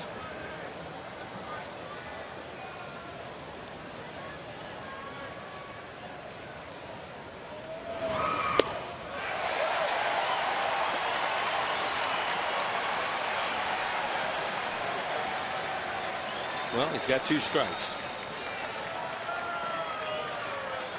He just threw that thing right by him. Just stay out of the zone now. You can get him. Now the 0-2 pitch. Didn't chase. That was a good pitch to throw there, I think. 0-2 slider like that after a couple fastballs.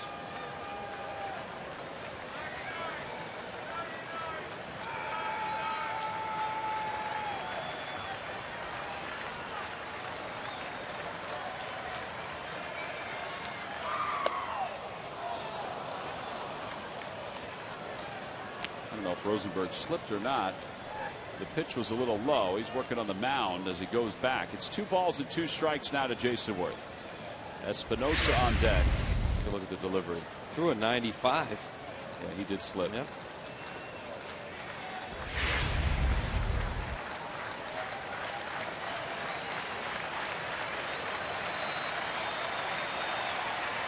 Two-two pitch. And Worth fouls it into the sweet level.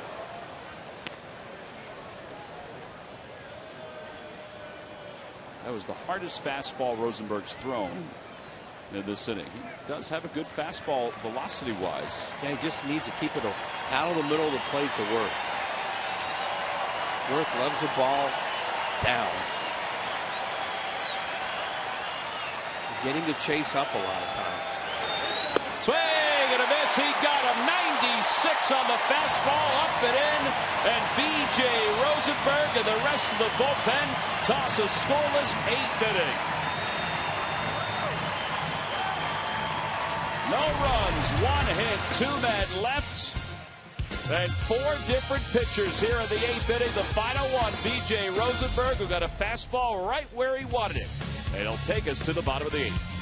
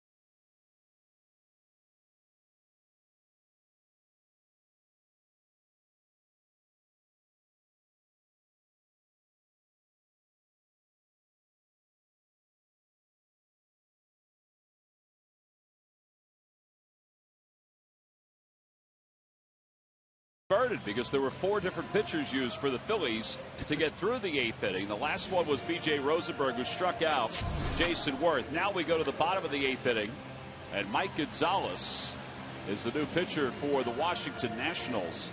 And he'll face the middle of the order, Utley, Howard, and Brown, all 3 left-handers. Look at those pitching lines. A lot of zeros in there. A lot of zeros, yep. Mike's going to give his pitching lines now in the press box and all these zeros. Mike McCody, who's the official scorer, will have to run down each of the pitchers who were in for the Phillies.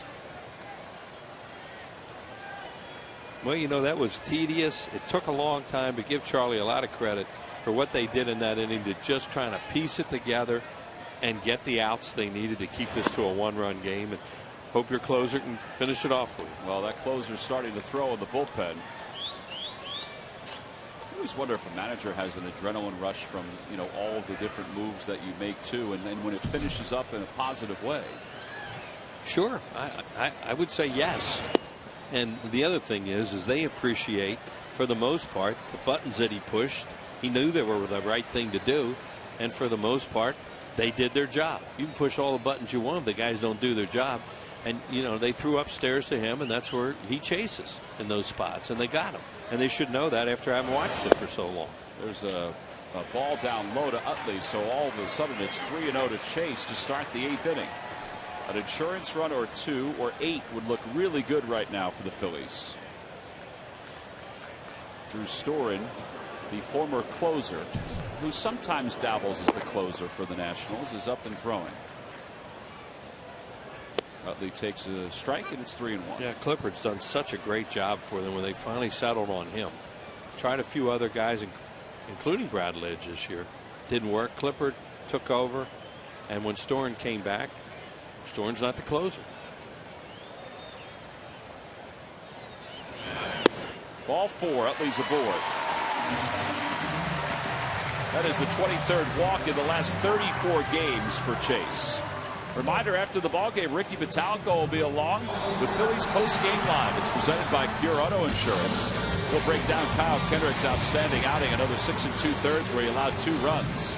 Again, Phillies post-game live coming up after the game. It comes up after every game here on Comcast Sportsnet, and it's presented by Pure Auto Insurance. Now this guy's in here for 3 hitters probably, Gonzalez, and the Phillies start with some right-handed guys, or at least one in Mayberry.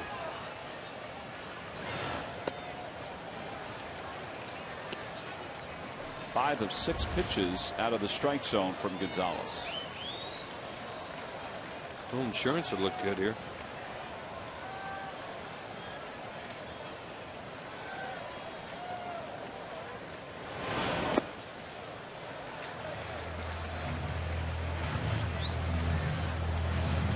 See, McCaddy's going out to talk to Mike Gonzalez. Kurt Suzuki was going out too, and Gonzalez.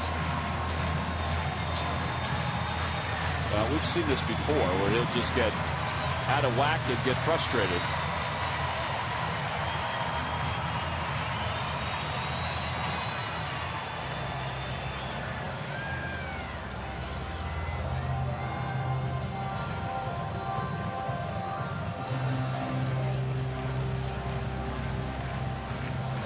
Utley is being held on over at first by LaRoche. He started to break off just a little bit when he saw that ball was in the dirt.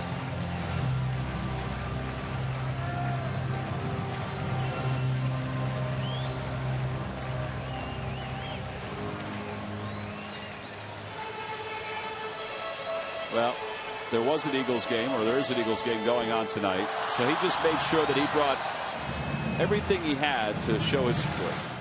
Like an old Franklin Field house. I was going to say that's an old school one. That looks like 1960 championship year. 2-0 the count to Ryan Howard. There goes Utley, and they're not even going to bother a throw. He got a really good jump. It's ball 3. A stolen base, his 4th of the year. He really timed Gonzalez there. Figured he's in a little bit of a funk anyway. Going to just try and throw a strike. Good job by Chase Utley. Howard's done that a couple times in the last several games where he's gotten the count 3-0 and he's taken a strike. Adrian Beltre hit for the cycle tonight, or has hit for the cycle. Matt Harrison had a no-hitter through 6. Now it's 7-0 Texas, and Minnesota's gotten 2 hits. Howard hits it hard. Through the right side, a base hit. Utley's around third, coming home. Jason Worth's throw is flipped to second base. An insurance run here in the 8th inning. An RBI single for Ryan Howard. And it's 4-2 Phillies. See, Utley, he's really into this game tonight. Not that he isn't every night, but you know, you're facing a team that's smoking you this year in your own division. You're not used to this. And he wants to beat these guys like they all do. But you just get a feeling that watching Chase Utley tonight that these games are going to mean a lot against Washington especially. Great at bat, heads up, stolen base, scores easily. Nice little extra run by Chase Utley, and Ryan Howard with a big hit there. He tried to pull the ball and he got more out of it. Now Dominic Brown, the last batter for Gonzalez, it seems. Or you would think. It depends, because Mayberry's a right-hander up next. But Nix is due up after that. Right, and the Phillies could always hit for him with Wiggins and Polanco also on the bench. I don't know if he's available or not.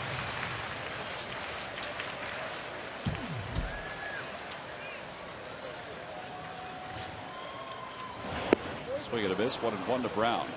The only problem with pitch hitting for Nix is that you're running out of outfielders because you've already used Juan Pierre. And you have a 3-1 lead, so you're not after runs as much as you are defense when you're running out of players.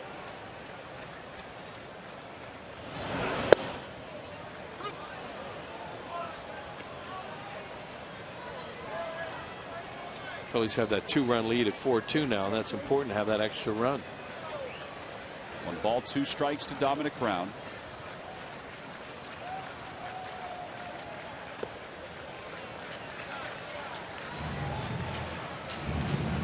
He's not seeing a lot of fastballs tonight. He sure did from Edwin Jackson. 2 of them really good sliders, one after another. And you figure Gonzalez is going to throw breaking balls the way he is.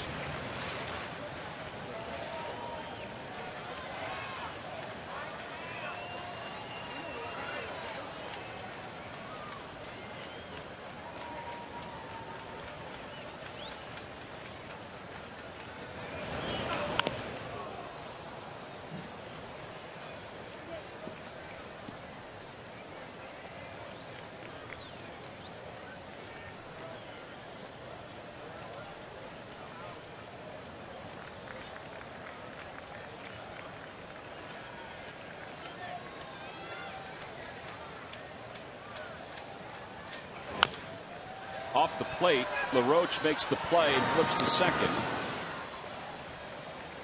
He knew he still had time with Ryan Howard's sore wheel. So 3-6 of the put out. That's good heads up play by LaRoche. Doesn't panic at all, and that knows he has all day to throw down there. Now here comes Davey Johnson to bring the right-hander in for Mayberry. So Storen's been warming up in the bullpen. The Phillies have added a run here at the bottom of the 8th inning.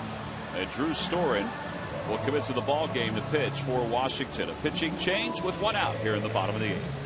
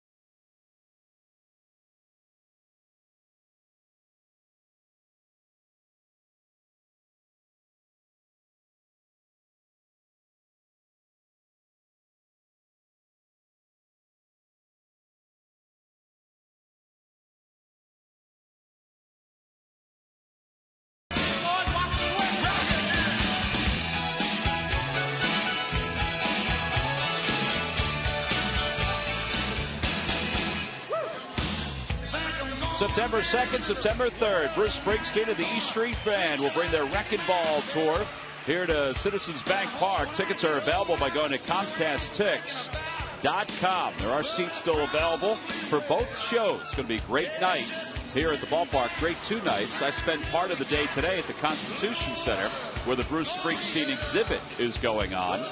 Folks over there did a great job. Even his first Corvette that he uses money from the Born to Run album to purchase is inside the Constitution Center. If you get a chance to go see that, it'll be around toward the end of the concert. It'll finish up the day after the concert or so, something like that. Sounds great.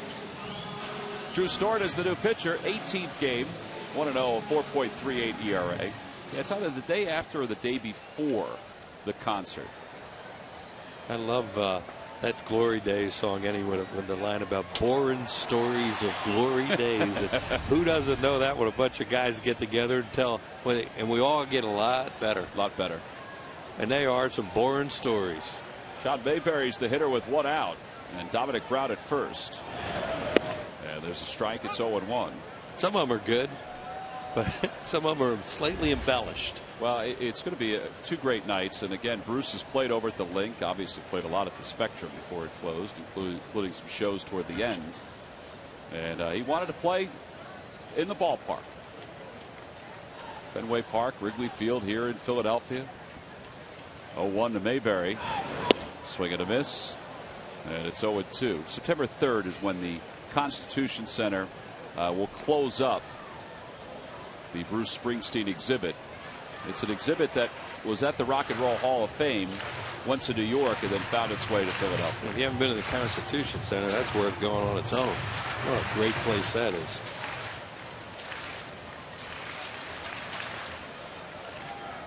Short lead for Brown off first.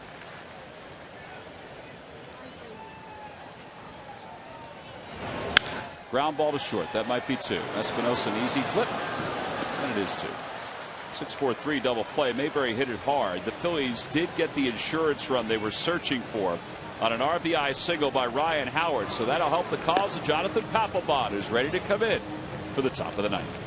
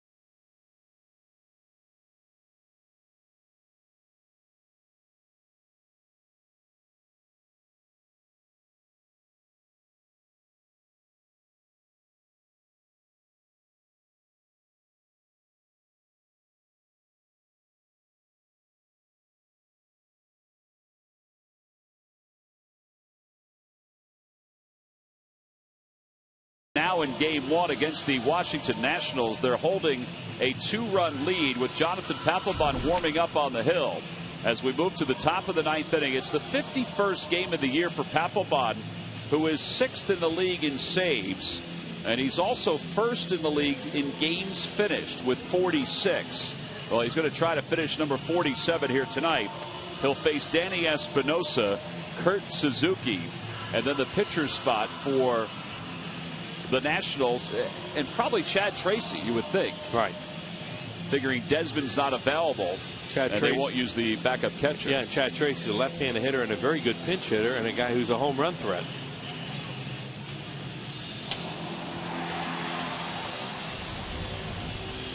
Davey Johnson is getting his lineup card set. He's already marked Jonathan Papelbon, and I'm sure he's marked Chad Tracy too. Phillies scored a run in the first, 2 in the fourth, and they added a big insurance run in the 8th inning. And they lead it 4-2 as we go to the top of the 9th.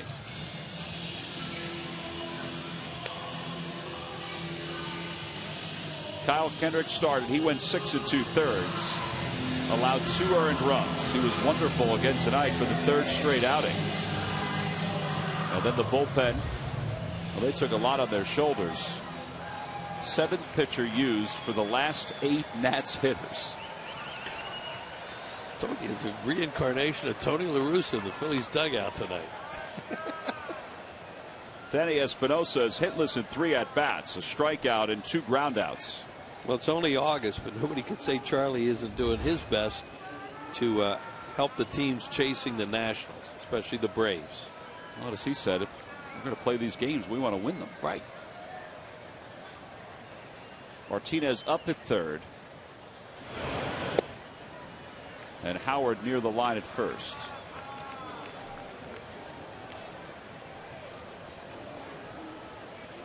Take a look at the way the Phillies have things aligned.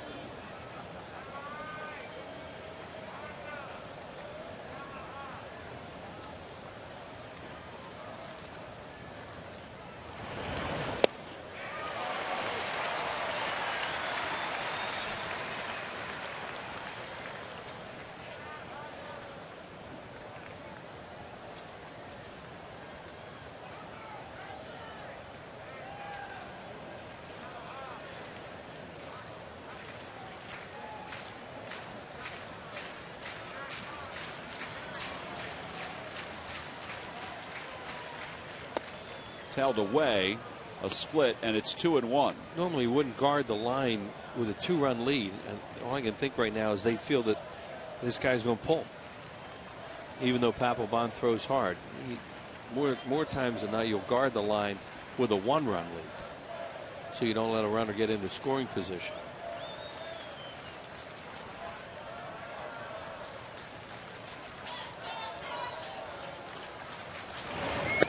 On the inside corner, 2 balls and 2 strikes. This is game 10 between these two teams. The Nats have a 5-4 record against the Phillies. They won the last one 3-0. Phillies beat them 2 out of 3 in that series a few weeks ago down in Washington. They have 8 left after tonight. The 2-2 pitch from Papelbon. Just a little low, 3-2. There was a thought that they would have Papelbon a couple weeks ago start throwing more than just fastballs. Well, he's thrown a few splits in this at bat to Espinosa. Well, he just threw 2-2 split. Now you get the 3-2 where you're thinking fastball. We'll see.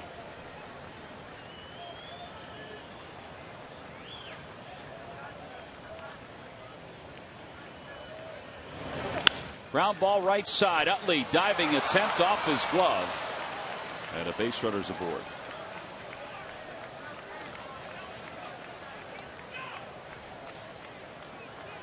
They scored one earlier that was a similar play, a base hit, and they're going to score that a base hit. We were talking about them playing on pull on the first base side, playing him up the middle with Utley, and Chase, that's a ball that, you know, we've seen him catch out a lot of times. They do score a hit. That's the 6th hit for the Nationals. Here's Suzuki. Walked his last time up. He's grounded out twice. Chad Tracy has come out of the on-deck circle for the Nationals. Phillies set the infield up for 2. The outfield's straight away and fairly deep. Runner goes. Pitch is taken for a strike. The throw to second is in time. Where's he going? That's crazy. You got a guy that's thrown out more than 40% of the runners who have tried to steal in a tight ball game. Well, you've run yourself out of an inning. It's 2 runs. You're down by 2 runs. There can be no doubt about it that you're going to make it. Kratz, who throws from his knees a lot, had a nice pitch to handle. It was up. Comes up firing, makes a strong throw. It's just not a good baseball play, but thank you. Good job by, I think, good job by Rollins to come up and catch that in front of the bag to apply the tag. Yeah, make him come to you. Well, the throw had some hair on it, too. It was going to get to the bag. There's no need to take that one in front of the bag. 1 ball and 1 strike the count to Suzuki. Kratz continues to make some big-time plays. Yeah. That's one of the few times we've seen him really get up and fire, and I think it was because the pitch was high and he was up anyway for it, and just could really get into the throw with his legs. Quick feet on that.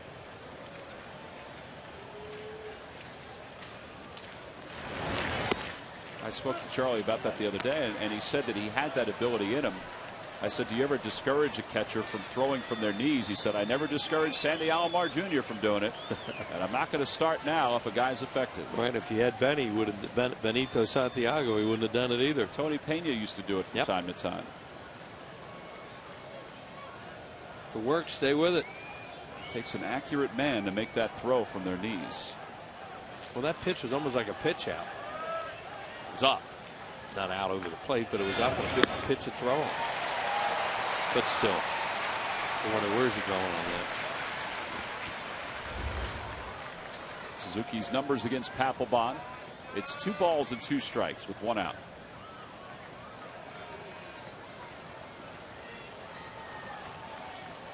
Papelbon had to love that. And all of a sudden, take a deep breath. You have 1 out, nobody on base, and a 2-run lead.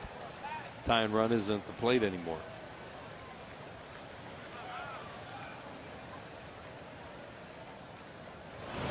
Swing and a miss. He was way late on a 95-mile-an-hour fastball. 4 strikeouts for the Phillies bullpen.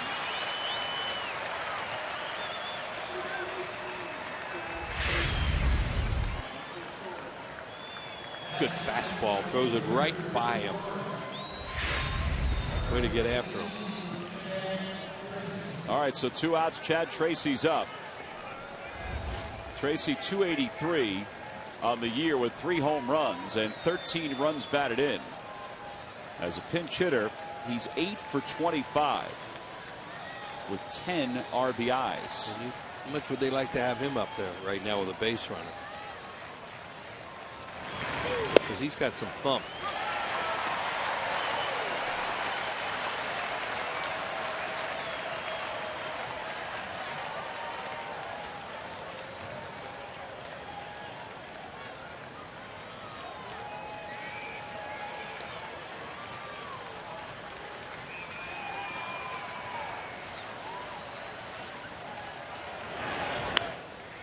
To the count.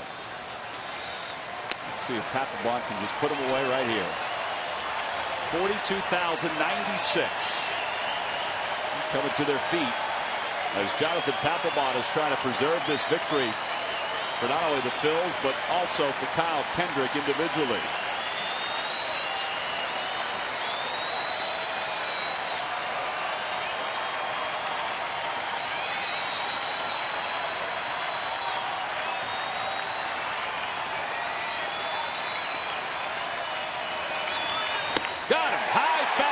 Save number 28 for Papelbon, and the Phillies have won Game 1 of this series from the first place Washington Nationals by a final of 4-2. Now, tonight it was all about the pitching. First, the starting pitching of Kyle Kendrick, then the bullpen, who now in back-to-back games have done some wonderful work. And it was closed out by Jonathan Papelbon as the Phils win it by 2. Talk about relying on just about everybody. They relied on just about everybody in their pitching staff. Well, that bullpen gate opens up there right now to clean it out. Right now, only 3 guys are going to come out: Mick Billmeyer, Jesus Tiamo, and Philippe Aumont. They cleaned that pen out tonight. Well, the Phillies bullpen for the 2nd straight night are Chevrolet players of the game. Look at the last 2 games: 2 hits, 7 1/3, and Papelbon earned the save to help the Phils to the 4-2 victory. So this is a heck of a way to start Game 1 of this 3-game series, or I should say start this 3-game series. And our W. Mason delivery of the game came in the 8th inning, Wheels. Great job by B.J. Rosenberg. Got the 2-2 on Jason Wood. They can go upstairs on him. They did. Got it. The chase, that was a huge out right there. And then they added an extra run in the bottom of that inning and go on to win by 2. Well, Jason Worth picked up the strikeout, as we just saw, and he's still hanging on the bench talking to Randy North, the bench coach for the Washington Nationals. So 4-2 the final score. The Phils win it. And why not get a representative of the bullpen tonight? They did a heck of a job for the second straight night. So Murph's with B.J. Rosenberg. All right, you're absolutely right, Tom. For the second straight night, relying on the bullpen, and you guys certainly came through. Let's talk about your 1/3 of the inning first, with 2 outs and 2 guys on, a big at bat and a terrific batter in Jason Worth. What was your approach to get him?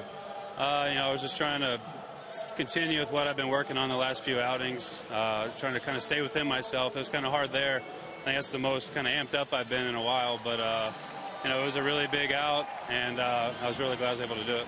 And as I mentioned, the second straight night, I mean, you guys have had to come in and really shut two very good offenses down. You're able to do that. I think it was 5 innings last night, 2 1/3 tonight, or 2 2/3 tonight. Just talk about as a unit what you guys have been able to do recently. Yeah, I mean, it's been really good. I know, we've had some struggles in the past, but I think, we got a lot of young guys, and, I think we're just kind of building confidence off of each other, and, with Papelbon there to kind of anchor us down and, keep us in check a little bit. It's really helped, and try to keep it going. Speaking of building confidence, this is the team with the best record in baseball. You guys now are even on the series, 5-5 on the year. What does it say about this clubhouse as you guys continue to battle? Oh, I mean, we've got a bunch of great players. Obviously, I mean, I haven't been here a whole long time, but it's really fun just being in the clubhouse with the guys, and it's been a rough year, but we still got a long way to go, but. And with the players we have, you never know what can happen. All right, BJ, thanks a lot. Go enjoy it with your teammates. Guys, we'll send it back upstairs. All right, Murph, thank you very much. B.J. Rosenberg got a big out. Jonathan Papelbon pitched a big inning. He picked up his 28th save. There's the final out. He gets Chad Tracy swinging. A lot of strikeouts for the Phillies bullpen tonight. Phillies win it 4-2. They take game 1 of this 3-game set. We'll be back right after this.